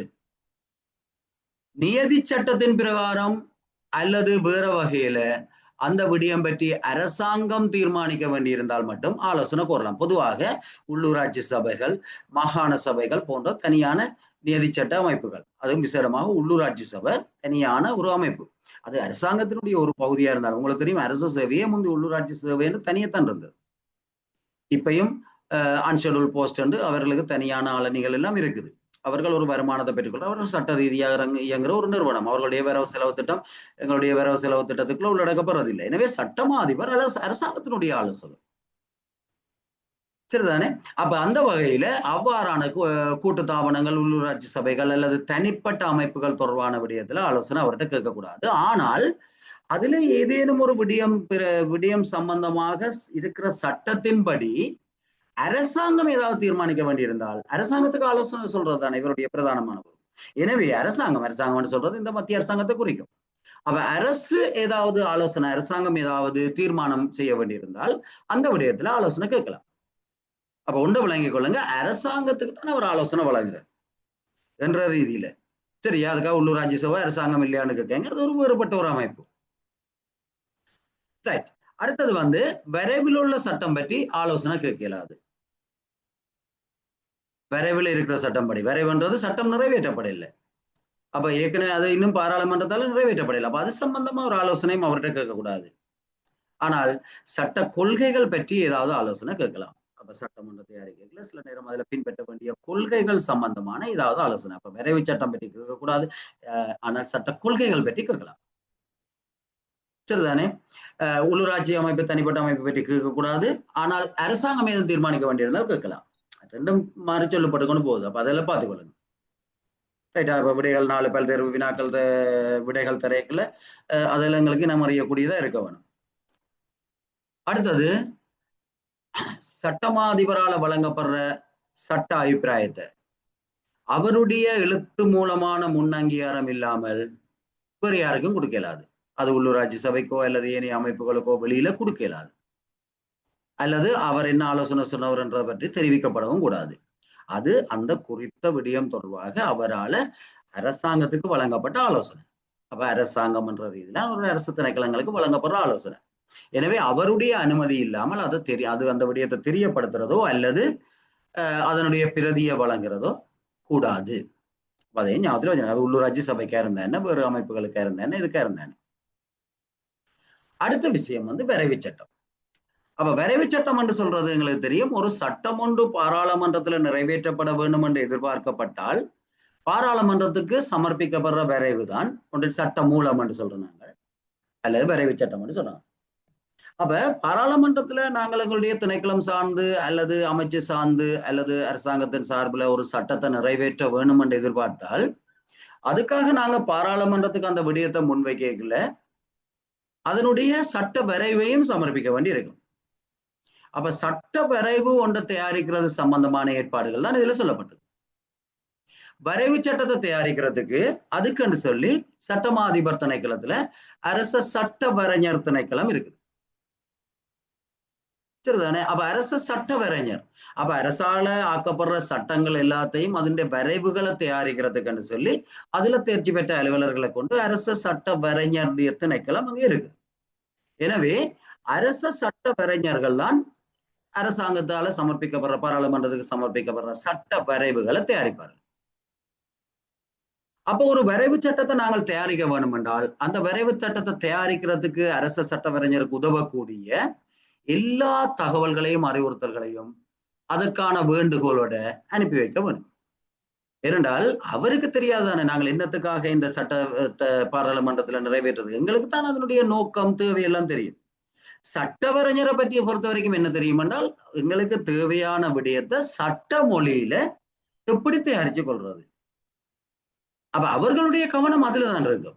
ஆனால் எங்களுக்கு என்ன தேவை என்றது எங்களுடைய திணைக்களம் தொடர்பாக தொடர்புபட்டவர்கள் இல்லை அவர்கள். எனவே அவர்கள் அதோட சம்பந்தப்படாதவர்கள் ஒரு சட்ட வரைவை தயாரிக்க வேண்டும் என்றால் அதுல என்ன உள்ளடக்கப்பட வேணும், என்னென்ன விஷயங்கள் நாங்கள் எதிர்பார்க்கிறோம். எனவே அவருக்கு உதவக்கூடிய அனைத்து தகவல்களையும் தேவையான அனைத்து அறிவுறுத்தல்களையும் நாங்கள் அவ்வாறான ஒரு வேண்டுகோளோட எல்லா சந்தர்ப்பத்திலையும் அனுப்பி வைக்க வேணும். அப்போ ஒரு சட்ட வரைவொன்றை தயாரிக்கிறதுக்கு அனுப்பி வைக்கல என்ன செய்ய வேணும். சரிதானே? அடுத்தது அரசு சட்டம் இயற்றல் தொடர்பான திட்டத்தையும், அப்ப அரசு சட்டங்களை இயற்ற தொடர்பான ஒரு திட்டம், அதாவது எது முன்னுக்கு செய்ய வேணும் முன்னுரிமைப்படுத்தப்பட்ட ஒரு திட்டம் இருக்கும். அந்த சட்ட மூலத்தினுடைய முதன்மை ஒழுங்கையும் அமைச்சரவை தீர்மானித்த பிறகு. அப்ப இப்பயும் அரசின் சார்பில் சட்டங்களை இயற்றிக்கல என்னென்ன சட்டங்கள் இயற்றப்பட வேணும், எதுக்கு முன்னுரிமை கொடுக்கப்பட வேணும் என்றது ஒரு அமைச்சரவையால தீர்மானிக்கப்பட்டிருக்கு. அப்ப அரசு சட்டம் இயற்றல் தொடர்பான ஒரு திட்டத்தையும் என்னென்ன சட்டங்கள் இயற்றப்பட வேணும், அப்ப அந்த திட்டத்துக்குள்ள இது இருந்தா தான் சட்ட மூலம் முதன்மை ஒழுங்கையும். அப்ப இந்த ஒழுங்குல சட்டவரைஞர்கள் சட்டவரைவை தயாரிக்க வேண்டும் என்ற முதன்மை ஒழுங்கையும் அமைச்சரவை தீர்மானித்த பிறகு முடிவுகளை அமைச்சரவை செயலாளர் அரசாங்க சட்டவரைஞருக்கும் செயலாளர்களுக்கும் அனுப்பி வைப்பார். சரிதானே? அப்ப அதன்படிதான் செயலாளர்களும் தங்களுடைய வரைவுகளை தயாரிக்கிறதுக்குரிய நடவடிக்கை சட்டவரைஞரோட தொடர்பு கொண்டெடுக்க வேணும். சட்டவரைஞர்களும் அந்த அந்த திட்டத்துக்கு அமைவாகத்தான் சட்ட வரைவுகளை மேற்கொள்வார்கள். சரிதானே? அப்ப ஒரு சட்டம் ஒன்றை தயாரிக்கிறோம் என்றால் நாங்கள் செயலாளர் கூடாக அமைச்சர் கூடாக அமைச்சரவைக்கு சமர்ப்பிக்கப்பட்டு இதுல இந்த திட்டத்துக்குள்ள அது உள்வாங்கப்பட்டு அதே நேரம் சட்டமூலத்தின் முதன்மை ஒழுங்கையும் அமைச்சரவை தீர்மானிச்ச பிறகு அது 2 பேருக்கும் அறிவிக்கப்படும். யார் அந்த 2 பேர் என்றால் அரசு சட்டவரைஞர் மற்றும் செயலாளர்கள். முதன்மை ஒழுங்குல ஏதாவது மாற்றம் ஏற்பட்டால் அதையும் அமைச்சரவை செயலாளர் உரியவர்களுக்கு அறிவிப்பார். அப்ப இங்க ஒன்றை விளங்கிக் கொள்ளுங்க, ஒரு அரசாங்கத்தின் சார்பில் என்னென்ன விடயங்கள்ல சட்டம் இயற்ற வேண்டும் என்ற ஒரு திட்டம், அதே நேரம் அந்த சட்டம் மூலம் தயாரிக்க வேண்டிய முதன்மை ஒழுங்கு என்பன அமைச்சரவையால தீர்மானிக்கப்படும். அதற்கு அமைவாகத்தான் சட்டங்கள் தயாரிக்கப்படும். உங்களுக்கு தெரியும், பல்வேறு சில நேரங்கள்ல பத்திரிகைகள்ல வர்ற பார்ப்பீங்க, இவ்வாறான ஒரு சட்டத்தை சமர்ப்பிக்கிறதுக்கு அமைச்சரவை அங்கீகாரம் அளிச்சு. அமைச்சரவை அங்கீகாரம் அளிச்சால் அது சட்டம் அல்ல, ஆனால் சட்ட வரைவை தயாரிக்கிறதுக்கு சட்டவரைஞருக்கு அதிகாரம் அளிச்சிருக்கு. சரிதான். அப்ப கொள்கை அளவுல அமைச்சரவை அதை ஏற்றுக்கொண்டிருக்கு என்றதான் அந்த கருத்து. இப்போ நீங்க பத்திரிகைகள்ல வர்றதெல்லாம் தெரியும் உங்களுக்கு. சில நேரங்கள்ல அந்த என்னென்ன விடயங்கள் உள்ளடக்கி, அப்ப அந்த விடயங்களை உள்ளடக்கித்தான் அரசவரைஞர் சட்டவரைஞர் சட்ட வரைவை தயாரிக்க வேணும். அப்ப சட்ட வரைவுக்கு ஒரு விண்ணப்பம் கொடுக்கல நாங்கள் கவனிக்க வேண்டிய விடயங்கள். அடுத்த பாருங்க, அரசாங்க சட்டவரைஞருக்கு சட்டத்தை வரையுமாறு கோருவதற்கு அரசாங்க சட்டம் இயற்றல் தொடர்பான திட்டத்துல அந்த சட்டம் மூலம் அமைந்திருக்க வேணும். இதைத்தான் முதலே சொன்னான். ஏனென்றால் அந்த அமைச்சரவையால் தீர்மானிக்கப்பட்ட அந்த திட்டத்துக்குள்ள எங்களுடைய சட்டம் உள்ளடக்கப்பட்டிருந்தா தான் அவர் அந்த சட்டத்தை தயாரிப்பார். அல்லது இன்னொரு சந்தர்ப்பம் இருக்குது, அவசிய காரணம் பற்றி ஜனாதிபதி அதிகாரம் அளித்திருக்க வேணும். அப்ப 2 வழிதான் இருக்குது. அப்ப ஒன்று அமைச்சரவைக்கு சமர்ப்பிக்கப்பட்டு அமைச்சரவை சட்டம் இயற்றும் திட்டத்துல சட்டமூல ஒழுங்குல அதை சேர்த்திருக்க வேணும். அல்லது அவசரமான காரணம் பற்றி அவசியமான காரணம் பற்றி ஜனாதிபதி அதிகாரம் அளிச்சிருக்க வேணும். அப்ப இந்த 2ல ஒன்று இருந்தா தான் சட்டவரைஞர் சட்டத்தை தயாரிப்பார். அப்ப சட்டவரைஞர் சட்டத்தை தயாரிக்கிறதுக்கு என்ன இருக்க வேணும்? நாங்கள் நேரடியா சட்டவரைஞருக்கு அனுப்பி அவருடையும் அதை செய்ய மாட்டார். சரிதானே? அப்ப 2 நிபந்தனைகள் சொல்லப்பட்டிருக்கு. அல்லது இன்னொரு விடயம் சுட்டி காட்டப்படுது, சட்டமூலத்தின் நோக்கம் ஒரு கட்டளை சட்டத்தையோ அல்லது அதிகார சட்டத்தையோ திருத்துவதா இருந்து, ஏற்கனவே இருக்கிற ஒரு சட்டத்தை திருத்துறதா இருந்து, அதுல திருத்தங்களை செய்யறதா இருந்து, அந்த திருத்தத்துல அமைச்சரவை தீர்மானிக்க வேண்டிய கொள்வ விடயங்கள் சம்பந்தப்படாம இருந்தா மட்டும் நேரடியா அவர் அதை செய்வார். சரிதானே? அப்ப இப்ப அமைச்சரவையினுடைய விடயம் இல்லாமல் நாங்கள் நேரடியாக சட்டவரைஞருக்கு அதை அனுப்பக்கூடியதா இருக்கும், அல்ல சட்டவரைஞர் அதை பரிசீலிப்பார் என்றுதான் சொல்லப்படுது. இதுல 3 விடயங்கள் இருக்கு. ஒன்று, சட்டம் இயற்றதா இருந்த சட்டவாளர் அது அமைச்சரவையினுடைய சட்டம் இயற்றல் தொடர்பான திட்டத்துல அந்த சட்டம் மூலம் இருக்க வேணும், அல்லது அவசிய தேவை பற்றி ஜனாதிபதி அதிகாரம் அளித்திருக்க வேணும். சரிதானே? இது 2 விடயம். இந்த 2ம் இருந்தா தான் அவர் தப்பு. அல்லது ஏற்கனவே இருக்கிற ஒரு சட்ட மூலத்தை திருத்துறதா இருந்தால், அது ஏற்கனவே சட்டம் இயற்றப்பட்டு இருக்கிற ஒரு சட்டம். சரிதானே? அப்ப அப்படி இருக்கிற ஒரு சட்டத்தை திருத்துறதா இருந்தால், ஆனால் அந்த திருத்தத்துல அமைச்சரவை தீர்மானிக்க வேண்டிய கொள்கை விடயங்கள் எதுவுமே இல்லாம இருந்தார், அப்படியான சந்தர்ப்பத்திலையும் சட்டவரைஞர் அதை பரிசீலிப்பார். சரிதானே? இப்ப இந்த விடயத்தையும் பார்த்துக்கலாம். வரைவு சட்டம் தொடர்பாக. அடுத்தது, அந்த வரைவு சட்டம் தயாரிக்கல நாங்கள் அதுக்கான கோரிக்கை விடுகிறது. சட்டவரைவு தயாரித்தல் தொடர்பான வேண்டுகோள் அமைச்சின் செயலாளரால நீதி அமைச்சின் செயலாளர் ஊடாக சட்டவரைஞருக்கு அனுப்பப்பட வேணும். அமைச்சின் செயலாளர் ஊடாக நீதி அமைச்சரின் செயலாளர் ஊடாக அனுப்பப்பட வேணும். அதே நேரம் அதுக்கு முதல் அமைச்சரவையினுடைய சட்டம் இயற்றும் திட்டத்துக்குள்ள அது உள்ளடக்கப்பட்டிருக்க வேணும். பொதுவாக நாங்க பார்க்கலாம். மற்ற 2 நிபந்தனை பார்த்து ஜனாதிபதி அதிகாரம் அளிக்க வேணும், மற்றது ஏற்கனவே இருக்கிற சட்டங்களை திருத்துறது என்றால் அது வேறுபட்ட ஒரு விடயம் பார்த்துனாங்க. மற்றபடி பொதுவாக அமைச்சரவை தீர்மானிச்சிருக்க வேணும். அதுக்குரிய வேண்டுகோள் தேவையான முதலிய சட்ட வரைஞருக்கு கடிதத்தை அனுப்பிகள் என்னென்ன இருக்க வேணும் என்று பார்த்தினாங்க. அதன்படி அமைச்சின் செயலாளரால நீதி அமைச்சின் செயலாளர் கூட தான் சட்டவரைஞருக்கு அனுப்பப்பட வேணும். உத்தேச சட்டம் சில நேரம் வேற அமைச்சுக்கோ திணைக்களத்துக்கோ உரிய விடயங்கள் அல்லது கடமைகளோட சம்பந்தப்பட்டதா இருந்தால், வேறு அமைச்சுக்களோட சம்பந்தப்பட்டதா இருந்தால், அல்லது அந்த அமைச்சுக்களுக்கு கீழே வராத தனிப்பட்ட திணைக்களங்களோட சம்பந்தப்பட்டதா இருந்தால், அந்த அமைச்சின் செயலாளர் திணைக்கள தலைவர்கள் அவ்வாறாக அந்த சட்ட வரைவை தயாரிக்கிறதுக்கான விடயத்துக்கு சம்மதம் தெரிவித்திருக்க வேணும். அவ்வாறு அவர்களால் சம்மதம் தெரிவித்தது என்றதை காட்டுற குறிப்பையும் அது கொண்டிருக்க வேணும். ஏனென்றால் வேறொரு அமைச்சு சார்பில் அவர்களோட சம்பந்தப்பட்ட விடயம் சார்பில் இன்னொரு அமைச்சு சட்டத்தை இயற்றக்கூடாது தானே. அப்படி இயற்றிக்கல அதோட வேறொரு அமைச்சோ வேறொரு திணைக்களமோ சம்பந்தப்பட்டிருந்தால் அவர்களுடைய சம்மதமும் பெறப்பட்டதுக்கான ஆதாரம் இருக்க வேணும். சரிதானே. அப்ப யாருக்கு ஊடாக சட்ட வரைவு அனுப்பி வைக்கப்பட வேணும்? வேறு திணைக்களங்கள் சம்பந்தப்பட்டிருந்தால் என்ன செய்ய வேணும்? வேறு அமைச்சோ வேறு திணைக்களங்களோ சம்பந்தப்பட்டிருந்தால் அவர்களுடைய சம்மதத்தையும் பெற்று அது தொடர்பான விவரங்கள் குறித்து காட்டப்பட வேணும்.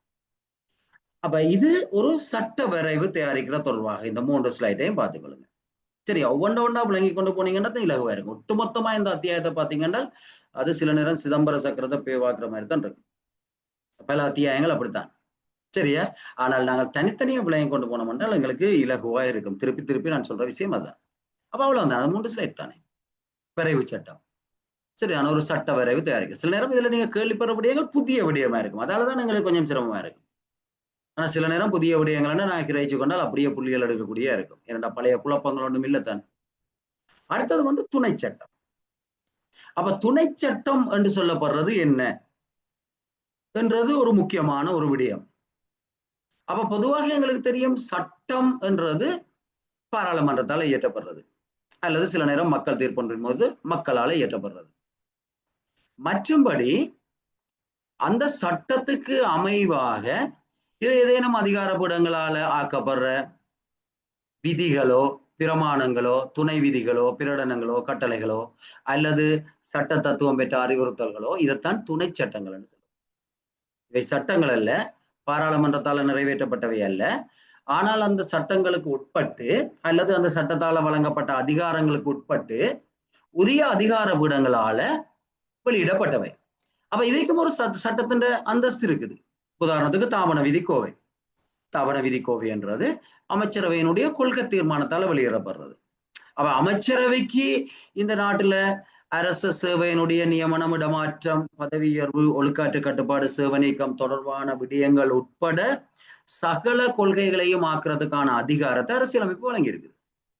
எனவே அரச ஊழியர்கள் தொடர்பான விடயங்கள் தீர்மானிக்கப்பட்டு தாபன விதிக்கோவை அமைச்சரவையால் அங்கீகரிக்கப்படுது. அது காலத்துக்கு காலம் திருத்தங்கள் செய்யப்படுது.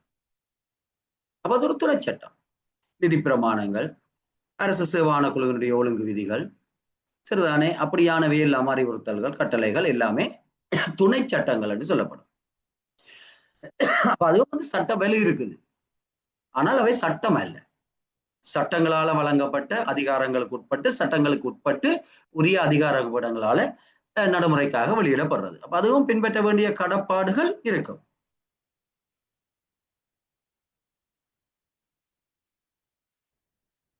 சரிதானே. அப்ப அடுத்து நாங்க பார்த்தோம்னு சொல்லிச்சோம். அப்ப இதெல்லாமே சட்ட சாதாரணமா பாத்தீங்கன்னா சில நேரம் தேர்தல் காலங்கள்ல தேர்தல் ஆணைக்குழுவால வெளியிடப்படுற ஒழுங்கு விதிகள், அறிவுறுத்தல்கள், அதே போல ஒவ்வொரு தரப்பினரால் எங்களுக்கு அரச கர்ம மொழியான குழுவால வெளியிடப்படுற ஒழுங்கு விதிகள் போன்ற எல்லாமே துணை சட்டங்கள் என்று சொல்லப்படும். சரிதானே. அப்ப அது சட்டத்தின் மூலம் கிடைக்கப்பெற்ற அதிகாரத்தின் அடிப்படையில சட்டத்துக்கு உட்பட்டு வழங்கப்படுறது. அப்ப அதுக்கும் சட்ட வலு இருக்குது. அப்ப துணை சட்டம் என்றால் என்னன்னு எங்களுக்கு தெரிஞ்சிருக்க வேணும்.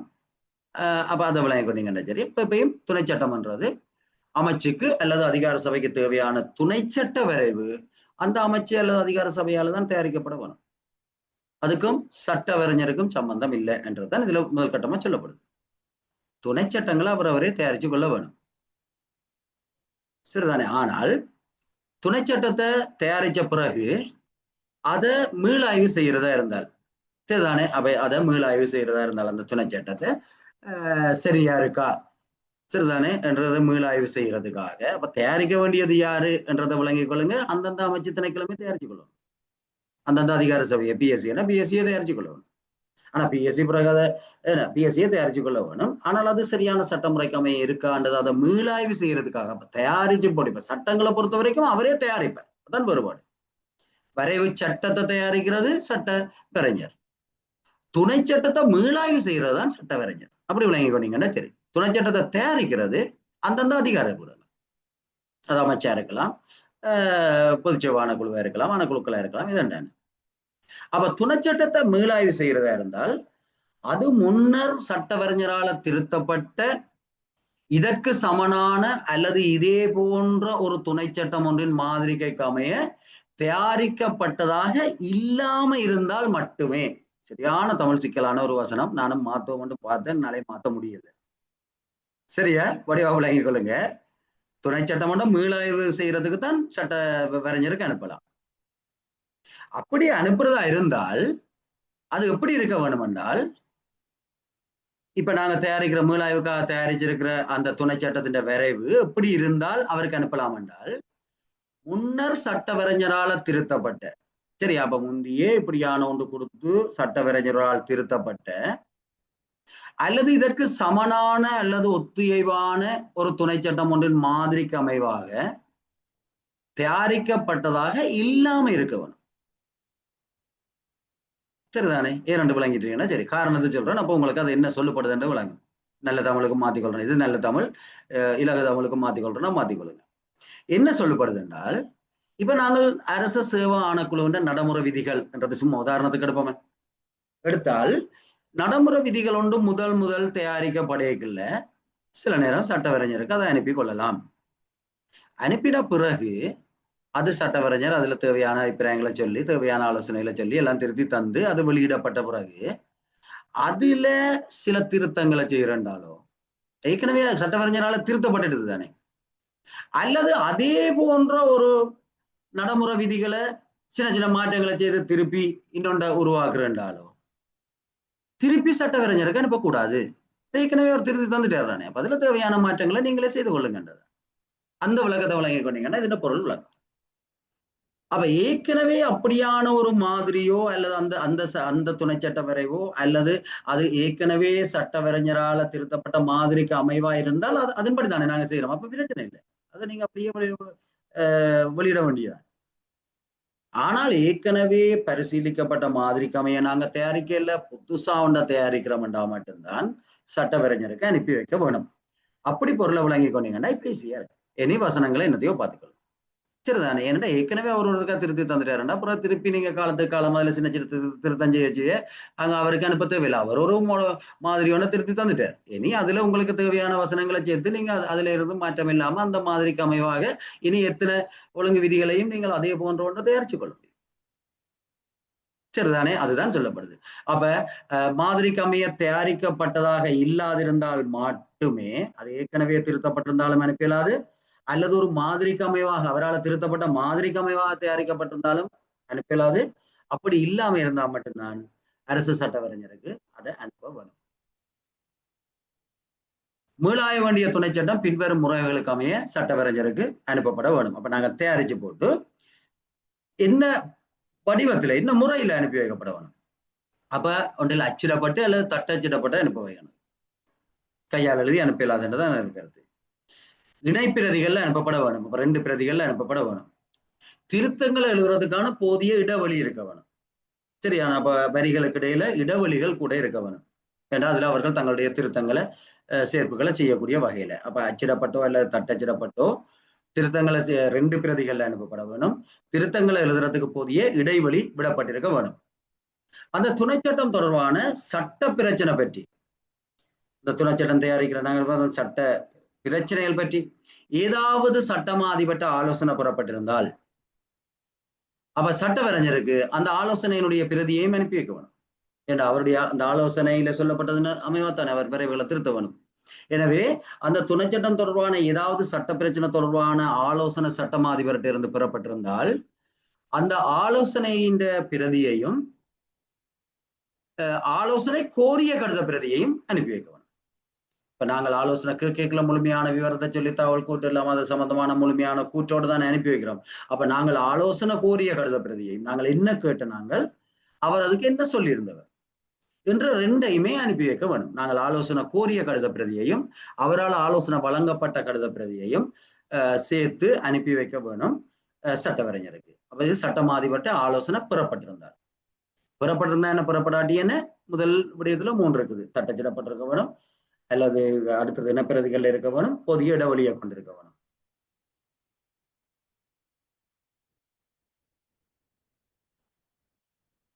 உள்ளூராட்சி சபைகளுடைய துணை சட்டங்களை அவை சட்டமாக முன்னர் அமைச்சருடைய அல்லது ஜனாதிபதியினுடைய அங்கீகாரம் பெற வேண்டியிருந்தால் மட்டுமே சட்டவரைஞர் அதை மீளாய்வு செய்வார்.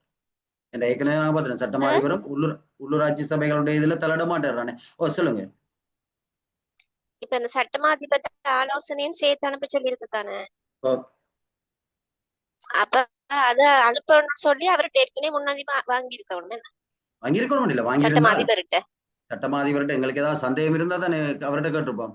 அப்ப அப்படி கேட்டு இருந்தா அவர்கிட்ட முன் அனுமதி இருந்தா தானே நாங்க வேற ஒரு ஆளுக்கு அனுப்ப கொடுக்கலாம் அவர் ஆலோசனையே. இல்ல இது அவற்ற திணைக்கிழமை தானே, இது அப்படி கருத தேவையில்லை. நீங்க அப்படி கேக்குறீங்க, இது அப்படி கருது சட்டமா வரைஞர் திணைக்கிழமைன்றது அவற்ற திணைக்கிழமை சரிதானே. அது வெளியாறு கொடுக்கறத பற்றி தான் சொல்லுது. இது அவற்ற அதே திணைக்கிழமை தானே. அவற்ற சட்டமாதிபர் திணைக்களத்துக்குலாம் இந்த பிரிவு இருக்குது.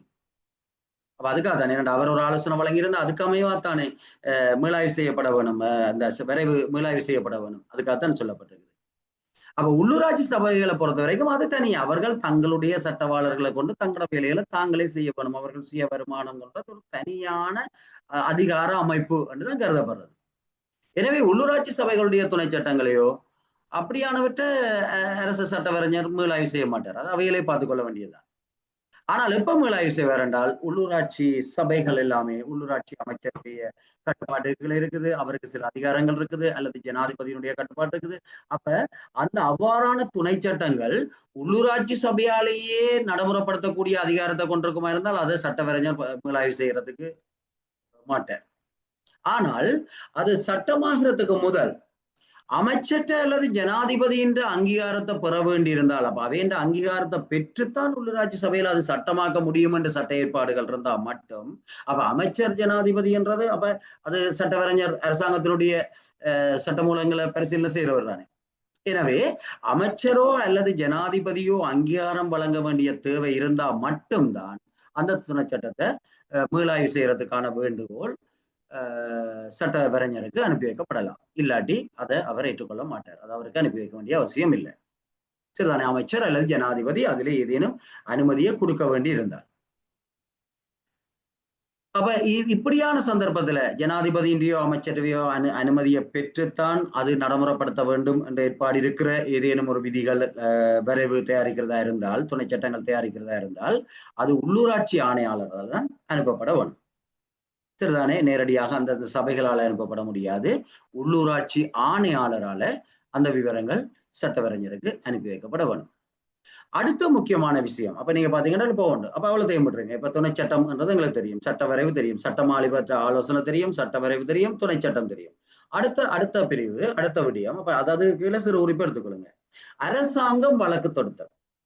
அப்ப நாங்கள் அரசாங்கம் என்ற ரீதியில, அரசாங்க திணைக்களம் என்ற ரீதியில ஒரு பிரதேச செயலாளர் ஒரு அத்துமீறி ஒரு காணியில குடியிருக்கிறவருக்கு எதிராக ஒரு நீதிமன்றத்துல வழக்கு தாக்கல் செய்ய போறார் என்றால், அப்ப ஒருவருக்கு எதிராக அவர் எழுப்ப சொல்லியே அப்ப ஒருவருக்கு எதிராக வழக்கு தாக்கல் செய்யற, அப்ப அரசாங்கம் வழக்கு தாக்கல் செய்யறதா இருந்தால், இப்ப அரசாங்கம் வழக்கு தாக்கல் செய்யறதுன்றது நாங்கள் திணைக்களங்கள் வழக்கு தாக்கல் செய்யறதா இருந்தால், அப்ப அப்படியான சந்தர்ப்பத்துல என்ன செய்யப்பட வேணும் என்றதான் இங்கே சொல்லப்பட்டிருக்கு. அப்ப அந்தந்த சட்டங்கள்ல வேறு வேறு ஏற்பாடுகள் செய்யப்படாட்டி, உதாரணத்துக்கு வன திணைக்களம் என்றால் அவர்களுக்கு அதுக்குரிய சட்டங்கள் இருக்குது. அத மாதிரி கமநல அபிவிருத்தி என்றால் அதுக்கு சட்டங்கள் இருக்குது. அப்படி அந்த சட்டங்கள்ல யார் யார் செய்ய வேணும், அது மாதிரி சுகாதார பரிசோதகர்கள் வழக்கு தாக்கல் செய்யற தொடர்பா, சிறுவர்ண நடத்த தொடர்பா, அப்படி சட்ட ஏற்பாடுகள் இருந்தால் அதுக்கேற்றவை போகலாம். அல்லது பொதுவாக அரசாங்கம் ஒரு வழக்க தொடக்க வேணும் என்றால், தொடர வேணும் என்றால், வழக்க தாக்கல் செய்ய வேணும் என்றால், அப்படியான சந்தர்ப்பத்துல சரிதானே சட்டமா அதிபருக்கு விண்ணப்பிக்க வேணும். அப்ப திணைக்கள தலைவர் அரசின் சார்பில் வழக்கொண்ட தொடர்றதுக்கு முற்பட்டால் அல்லது தீர்மானித்தால் சட்டமாதிபற்ற ஆலோசனை பெறப்பட வேணும். அப்ப சட்டமாதிபற்ற ஆலோசனை இல்லாமல் அரசின் சார்பில் ஒரு வழக்கு தொடுக்கப்படக்கூடாது என்றுதான் இங்க சொல்லப்பட்டது. ஆனால் சில சந்தர்ப்பங்கள்ல அரசாங்க அதிபர்களுக்கு இந்த ஏற்பாட்டிலிருந்து விலக்களிக்கப்பட்டிருக்குது. அதாவது சட்டமா அதிபற்ற ஆலோசனையை பெற்றுத்தான் ஒரு வழக்கை தொடுக்க வேணும் என்றுதான் சொல்லப்பட்டிருக்குது. ஆனால் அரசாங்க அதிபர்களுக்கு மட்டும் சில விதிவிலக்கான சூழ்நிலைகள்ல நேரடியாகவே அவர்கள் வழக்கு தாக்கல் செய்யறதுக்கான அதிகாரம் வழங்கப்பட்டிருக்குது. அது வினாவுக்கு ஏற்கனவே வந்த விடயமா இருக்குது. அரசாங்க அதிபர்கள் வழக்கின் அவசர நிலைமை காரணமாக சட்டமா அதிபருடன் தொடர்பு கொள்ள கால அவகாசம் இல்லை என்றால், சரிதானே, அவசரமா ஒரு வழக்கு தாக்கல் செய்து உடனடியாக நீதிமன்றத்தின் கட்டளையை பெறணும், நாங்க சட்டமா அதிபருக்கு இவ்வளவு வீரத்தையும் அனுப்பி அவற்றை ஆலோசனையை பெற்று வழக்கு தாக்கல் செய்யறது கால அவகாசம் காணாது. அது ஒரு அவசரமான நிலைமை. அப்ப அப்படியான சந்தர்ப்பத்தில் அது எந்த திணைக்களத்துக்கு ஏற்பட்டாலும் அரசாங்க அதிபர்களுக்கு தான் தொடர்பு கொள்ள வேண்டியிருக்கும். என்ற அரசாங்க அதிபருக்கு தான் அந்த அதிகாரம் இருக்குது. அப்ப அரசாங்க அதிபர்கள் வழக்கின்ற அவசர நிலைமை காரணமாக சட்டமா அதிபருடன் தொடர்பு கொள்றது கால அவகாசம் இல்லை என்றால், அப்படியான சந்தர்ப்பத்துல தமது மாவட்டத்தில் உள்ள அரச வழக்கறிஞர்களின் சேவையை பயன்படுத்திக் கொள்ளலாம். அப்ப உண்மையிலேயே அரச வழக்கறிஞர்கள் சட்டமா அதிபருடைய திணைக்களத்துக்கு இணைக்கப்பட்டவர்கள் தான். சட்டமா அதிபர் திணைக்களத்தினுடைய சட்டவாளர்கள் தானவே. ஆனால் அப்ப அதுக்காகத்தான் சட்டமா அதிபர்கிட்ட ஆலோசனை வர்றது. அவர் தான் சொல்லுவார் இவையில அரசாங்கத்தின் சார்பில் இந்த வழக்குகளை தாக்கல் செய்யறதுக்கு நடவடிக்கை எடுக்க சொல்லி. ஆனால் அரசாங்க அதிபருக்கு மட்டும் அந்த சட்டவாளர்களை பயன்படுத்துறதுக்கான அதிகாரம் வழங்கப்பட்டிருக்குது. அது சில நிபந்தனைகளோட. அது ஒன்று சொல்லி இருக்குது, அவசரமான நிலைமையில சட்டமா அதிபரோட தொடர்பு கொள்ள முடியாத ஒரு சந்தர்ப்பத்துல, முடியாத சந்தர்ப்பம் என்றதை விட தொடர்பு கொள்றதுக்கு போதிய கால அவகாசம் இல்லாத ஒரு சந்தர்ப்பத்துல, சரிதானே. அப்ப ஒரு அரசாங்க அதிபர் நேரடியாக மாவட்டத்தில் இருக்கிற அரச சட்டவாளர்களை பயன்படுத்துறதா இருந்தால் அதுக்குரிய நிபந்தனைகள், சரிதானே, அதான் இந்த சைட்ல சொல்லப்பட்டது. ஒன்று, அரச வழக்கறிஞர்களுடைய கட்டணத்தை வழங்குறதுக்கு நிதி ஏற்பாடு இருக்க வேணும், சரிதானே. அப்ப அவர் ஏற்பாடு செய்தார் என்றால் அதுக்குரிய கட்டணத்தை அரசாங்க அதிபர் தான் வழங்க வேணும். அப்ப அதுக்குரிய நிதி ஏற்பாடு இருக்க வேணும். அப்படி என்றால் அவர்களுடைய சேவையை பெற்றுக்கொள்ளலாம். இரண்டாவது, இத்தகைய அந்த வழக்கு அரசுக்கு நேரடியான உண்மையான நன்மை பயப்பதாக இருக்க வேணும், சரிதானே. அரசாங்கத்தின் நன்மை கருதி, நேரடியான நன்மை கருதி தான் அவ்வாறான வழக்குகள் தாக்கல் செய்யப்பட வேணும். இல்லாட்டியெல்லாம் சட்டமா அதிபருடைய ஆலோசனை தான் பெறப்பட வேணும். அப்ப அரசுக்கு நேரடியான உண்மையான நன்மை பயக்கிறதா இருக்கணும். ஒன்று கட்டணம், அடுத்த நேரடியான உண்மையான நன்மை. அடுத்தது, அது சட்டமாதிபரை ஒரு தரப்பா கொண்டிருக்க கூடாது. சட்டமாதிபரை ஒரு தரப்பா கொண்டிருந்தால் சட்டமாதிபர் தானே அதுல தீர்மானம் எடுக்கணும். அப்ப சட்டமாதிபரை ஒரு தரப்பாக கொண்டிருக்க கூடாது. வேறு யாரோ திணைக்கள தலைவரோ திணைக்களமோ ஒரு தரப்பாக, மற்றது இது தரப்பு அப்படி இருக்கலாமே தவிர சட்டமாதிபரை ஒரு தரப்பாக அது கொண்டிருக்க கூடாது. அடுத்தது, சொந்த வருவாயுடைய அரசு சார்ந்த நிறுவனம் ஒன்றினால ஆதரவு அளிக்கப்படுறதோ அல்லது தற்காப்பு வாதிடப்படுறதாவோ இருக்கக்கூடாது. சொந்த வருவாயுடைய அரசு நினைக்கலாம், அதாவது உள்ளூராட்சி சபைகள், கூட்டு தாபனங்கள், நியதி சட்ட சபைகள், அதில் தான் சொல்லப்படுது. அவையெல்லாம் சொந்த வருவாயோடது. அப்ப அவர்கள் தங்களுடைய தனிப்பட்ட சட்டவாளர்களை பயன்படுத்தி அதை செய்ய வேண்டியதுதான். அப்ப அரசு சட்டவாளர்களுடைய சேவையை பயன்படுத்துறால் அது சொந்த வருவாயுடைய அரசு சார்ந்த நிறுவனம் ஒன்றினால ஆதரவளிக்கப்படுறதாவோ அல்லது தற்காப்பு வாதிடப்படுறதாவோ இருக்கக்கூடாது. அப்படி இருந்தால் அதை அவையிலே பார்த்துக் கொள்ளினோம் என்றதான் அந்த, சரிதானே. அப்ப இந்த நிபந்தனைகளுக்கு அமையத்தான் அரசாங்க அதிபர் மாவட்டத்தில் உள்ள அரச சட்டவாளர்களுடைய சேவையை பயன்படுத்தி கொள்ள முடியும். அப்ப அது தனியா எங்களுக்கு ஞாபகம் இருக்க வேண்டிய விஷயம். அடுத்தது, அரசாங்கம் வழக்கு தொடர்கிறதுல குற்றவியல் வழக்கு தொடர்றதா இருந்தால், அரசாங்கத்தின் அனுமதி தேவையா இருந்தால் அதற்கான விண்ணப்பம் சட்டமா அதிபர் மூலம் சமர்ப்பிக்கப்பட வேணும். அப்ப குற்றவியல் வழக்கு தொடர்றதுக்கு அரசாங்க அதிபர் குற்றவியல் வழக்கு தொடர்றதுக்கு முன்னர் அரசாங்கத்தின் அனுமதி தேவையா இருந்தால் அதற்கான விண்ணப்பம் சட்டமா அதிபர் மூலம் சமர்ப்பிக்கப்பட வேணும், அரசாங்கத்துடைய அனுமதியை பெற்றுக்கொள்றதுக்கு. சிவில் அல்லது குற்றவியல் சார்பான சட்ட ரீதியான நடவடிக்கைகளை தொடர்றதுக்கு சட்டமா அதிபருக்கு செய்யப்படும் விண்ணப்பத்தோட பின்வரும் சாதனங்கள் இணைப்பிரதிகள்ல அனுப்பப்பட வேணும். அப்ப 2 பிரதிகள். அப்ப ஏதேனும் ஒரு விடயம் தொடர்பாக, வழக்கு நடவடிக்கை தொடர்பாக சட்டமா அதிபரோட தொடர்பு கொள்றால் அதுக்கு என்னென்ன ஆகணும், சட்டமா அதிபர்கிட்ட ஆலோசனை கேட்கிற முன்னு பாத்துறாங்க. இது ஒரு சிவில் வழக்கோ அல்லது குற்றவியல் வழக்கோ ஒன்று அரசாங்கத்தின் அனுமதியோடு தான் தொடரப்பட வேண்டும் என்று சொல்லி சொன்னால், அப்படியான சந்தர்ப்பத்துல சட்டமாதிபருடைய ஆலோசனையை பெற்றுக் கொள்றதுக்காக அனுப்புறதுல என்னென்ன விடயங்கள் உள்ளடக்கப்பட்டிருக்க வேணும். அப்போ ஒரு வழக்கை தொடுக்கிறதுக்காக ஒரு திணைக்கள தலைவர் சட்டமாதிபற்ற ஆலோசனையை பெற்றுக்கொள்ள வேணும். அப்படி பெற்றுக்கொள்றதுக்கு என்னென்ன விடயங்களை அனுப்பி வைக்க வேணும். வழக்கு தொடர்பான தகவல்களை உள்ளடக்கிய விரிவான கூற்று. அது இருக்கத்தானே வேணும், இல்லாட்டி தெரியாதானே. இப்ப புது விடயம் எங்களுக்கு தான் அந்த விஷயம் தெரியும். அப்ப சட்டமாதிபர் எங்கே இருக்கிற சட்டமாதிபருக்கு முழுமையா நாங்க சொல்ல வேணும். அப்ப ஆலோசனை கேட்கல எப்படி சொன்னாங்களோ அதை தான் இங்க வழக்கண்டபடியா அந்த வழக்கு சம்பந்தமான முழு தகவல்கள் உள்ளடக்கிய முழுமையான கூற்று தான் வழக்குன்னு சொல்லி அதை பற்றி முழுமையா சொல்ல வேணும். அப்பதான் அவர் ஒரு முடிவுக்கு வரலாம். அடுத்தது வழக்குக்கு ஆதாரமான சாட்சிகளோட பெயர் பட்டியல். யார் யார் அதுல சாட்சிகளா இருக்கணும். பொருத்தமான சகல ஆவணங்களுடைய நிரல், அதாவது சான்று ஆவணங்களுடைய நிரல். என்னென்ன ஆவணங்கள் அதுக்கு ஆதாரமா இருக்குது, அதுண்ட நிரல்ன்றது அட்டவணை. அந்த அட்டவணையோட எல்லா சான்றுகளுடையும் பிரதிகள், 2 பிரதிகள். எல்லா ஆவணமும் 2 அனுப்பியிருக்கணும். சரிதானே. சாட்சிகளுடைய நிரல், யார் யார் சாட்சி சொல்ல போயிடும். சான்றுகளுடைய நிரலோட எல்லா சான்றுகளுடையும் பிரதிகள் எல்லாமே 2 சரிதானே. அப்ப அதுண்ட பொருத்தமான ஆவணங்களுடைய நிரல், ஆவணங்களோட 2 பிரதிகளோட. அடுத்தது நிபுணத்துவ சாட்சிகளுடைய பெயர் பட்டியல், ஆவணங்களுடைய பிரதிகளோட. நிபுணத்துவ சாட்சிகள்ன்றது ரசாயன பகுப்பாய்வாளர் அல்லது அரச மருத்துவர் அல்லது சட்ட வைத்திய அதிகாரி, கைரேக நிபுணர், அப்படியான விடயங்கள். அப்ப இது பொதுவாக குற்றவியல் குடியியல் 2ஐயும் சேர்த்து சொல்லுது. ஆனால் குற்றவியல் வழக்குகள் எங்களுக்கு தெரியும் திணைக்களம் தாக்கல் செய்யலாது. அப்ப குற்றவியல் வழக்கு தொடர்பாக தான் இதுல சொல்லப்படும். அப்ப குற்றவியல் வழக்கு என்றால் குற்றவியல் வழக்கு யார் தாக்கல் செய்யறதுன்றதை விளங்கிக் கொள்ளுங்க, போலீசார். அப்ப போலீசார் தாக்கல் செய்யல குற்றவியல் சார்ந்துதான் இதுல கூடுதலா வரும். சரிதானே. நாங்கள் தாக்கல் செய்யறோம்னால் சிவில் வழக்குகள் தான் தாக்கல் செய்ய முடியும் என்றது உங்களுக்கு தெரியும். குற்றவியல் வழக்குகள் ஒரு நாளும் தனிப்பட்டவர்களால தாக்கல் செய்யப்பட முடியாது. குற்றவியல் வழக்குகள் எப்பையும் ஒன்றில் சட்டமா அதிபரால அல்லது போலீசாரால தான் நீதிமன்றத்துல தாக்கல் செய்யப்பட முடியும். சரிதானே. சிவில் வழக்குகள்லாம் திணைக்களத்தால தாக்கல் செய்யப்பட முடியும்.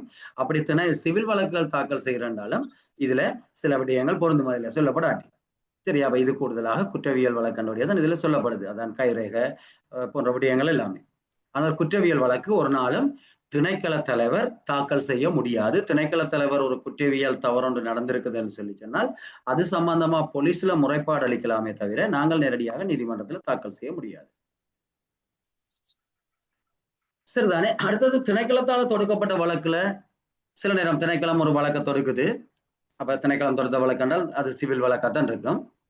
அதுல நீதிமன்றத்தால விதித்த தண்டனை அல்லது நீதிமன்றத்தின் தீர்ப்பு போதுமானதல்ல என கருதப்பட்டால், சரிதானே, போதுமானதல்ல என கருதப்பட்டால், அப்ப குற்றவியல் வழக்கு இப்ப போலீசார் தான் தாக்கல் செய்யலாம்டா. சில சட்ட ரீதியாக நான் ஏற்கனவே சொன்ன உதாரணங்கள், சட்ட ரீதியாக அவர்களே நேரடியாக வழக்கு தாக்கல் செய்யறதுக்கு சட்டங்கள் அனுமதி வழங்கி இருக்குது. நான் சொன்ன திணைக்களங்கள்ன்றது எங்களுடைய திணைக்களங்கள் போன்ற திணைக்களங்களுக்கு மற்றும்படி நான் ஏற்கனவே உதாரணம் சொன்னேன், அப்ப திருப்பி சொல்லல.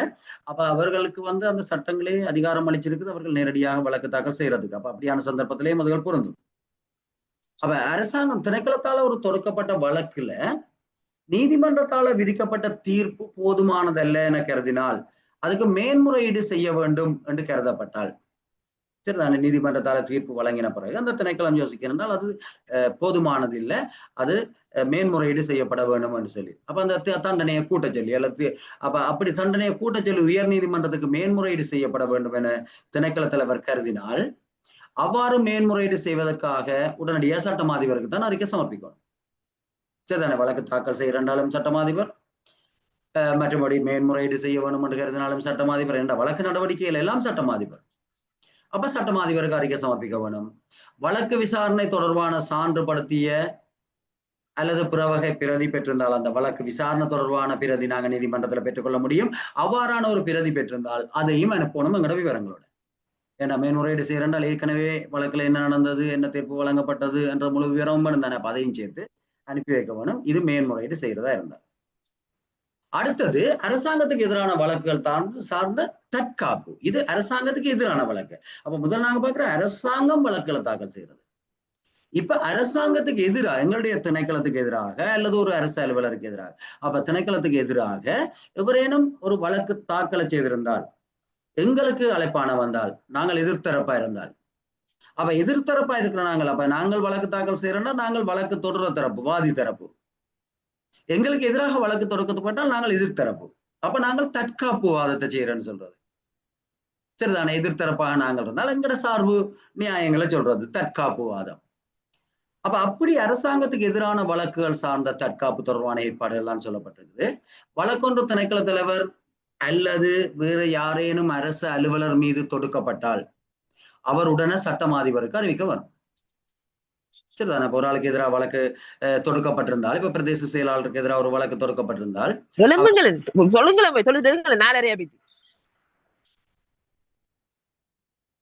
ரைட். அப்ப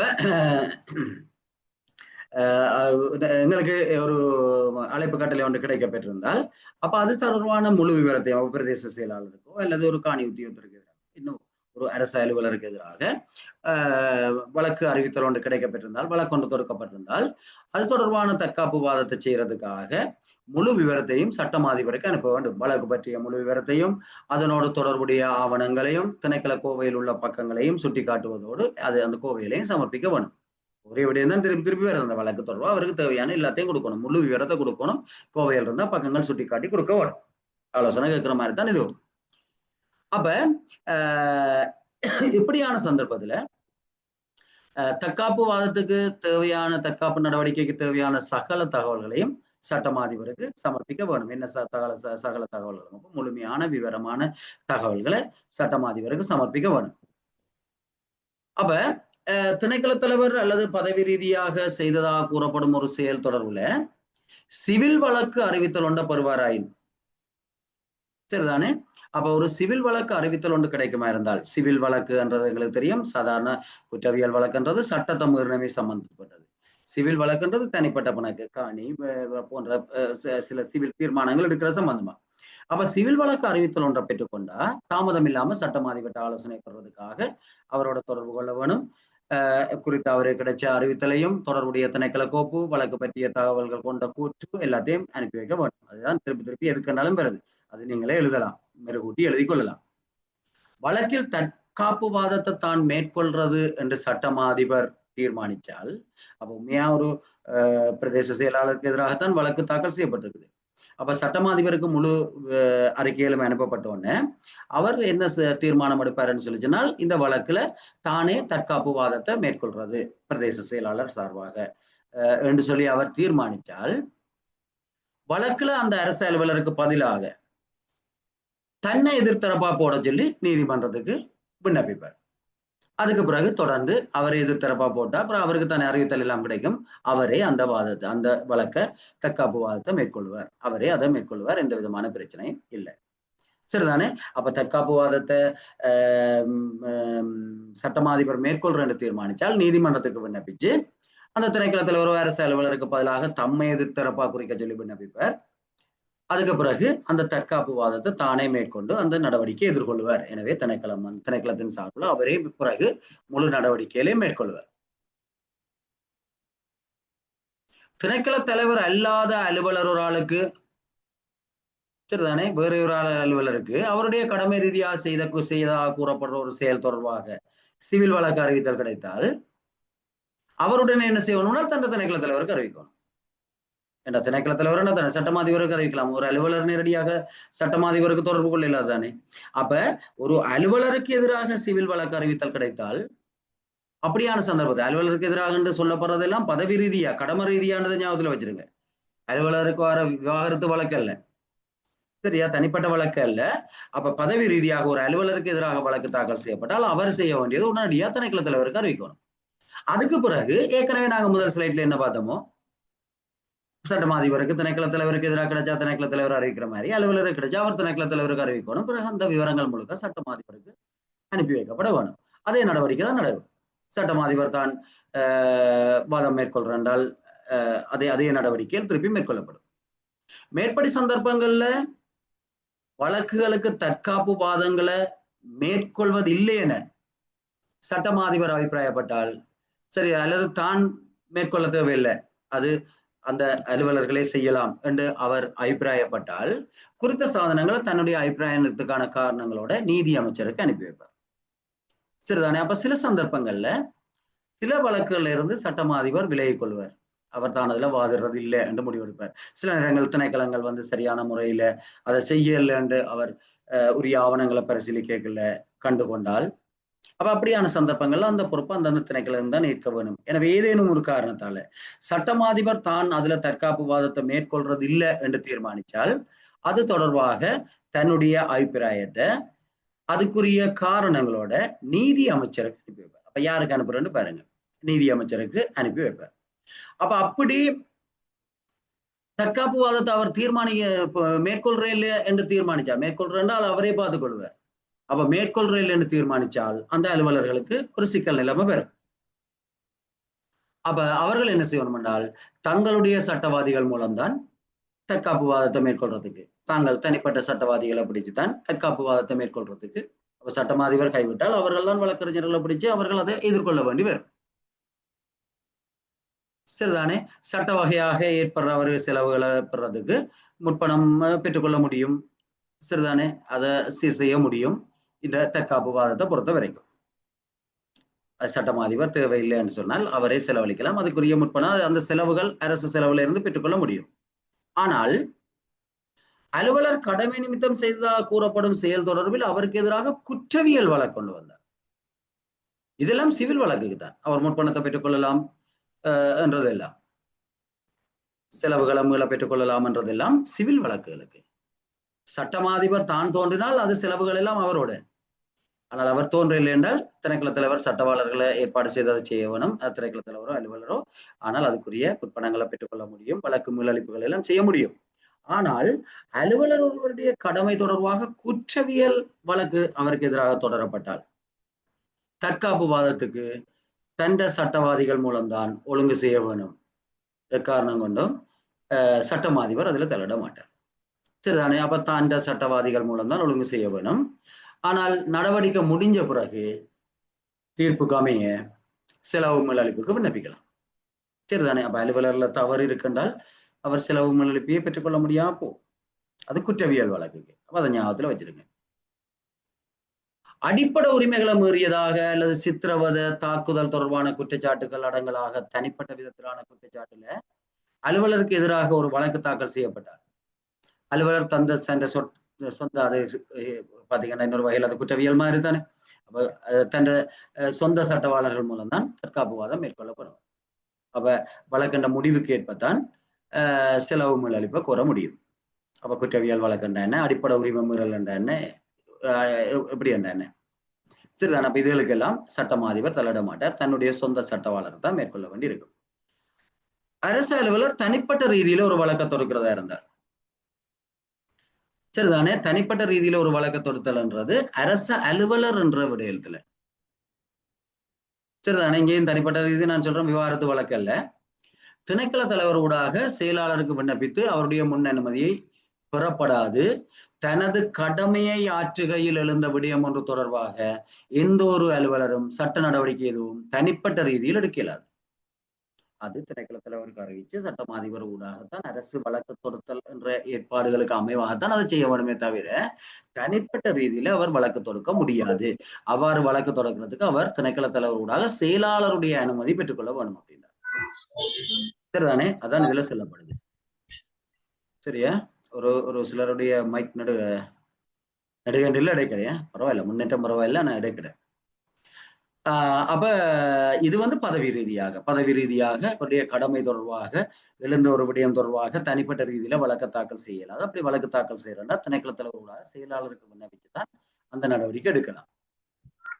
செயலாளருக்கு அப்படி அவர் நேரடியாக சட்ட நடவடிக்கை எடுக்கிற சம்பந்தமா ஆலோசனை வழங்குறதுல ஏதாவது சந்தேகங்கள் இருந்தால், சரிதானே, ஏதாவது சந்தேகங்கள் இருந்தால் அவர் சட்டமாதிபரை கலந்து ஆலோசிக்கலாம். சரிதானே? அப்ப ஒரு தனிப்பட்ட பதவி தொடர்பாக எழுந்த விடயம் தொடர்பாக ஒரு தனிப்பட்ட ரீதியில வழக்கு தாக்கல் செய்யறால் என்ன செய்ய வேணும் என்றதுதான் இதுல சொல்லப்பட்டிருக்குது. சரியா? அப்ப இவ்வளவுதான் இந்த அத்தியாயத்துல இருக்கிற விடயங்கள்.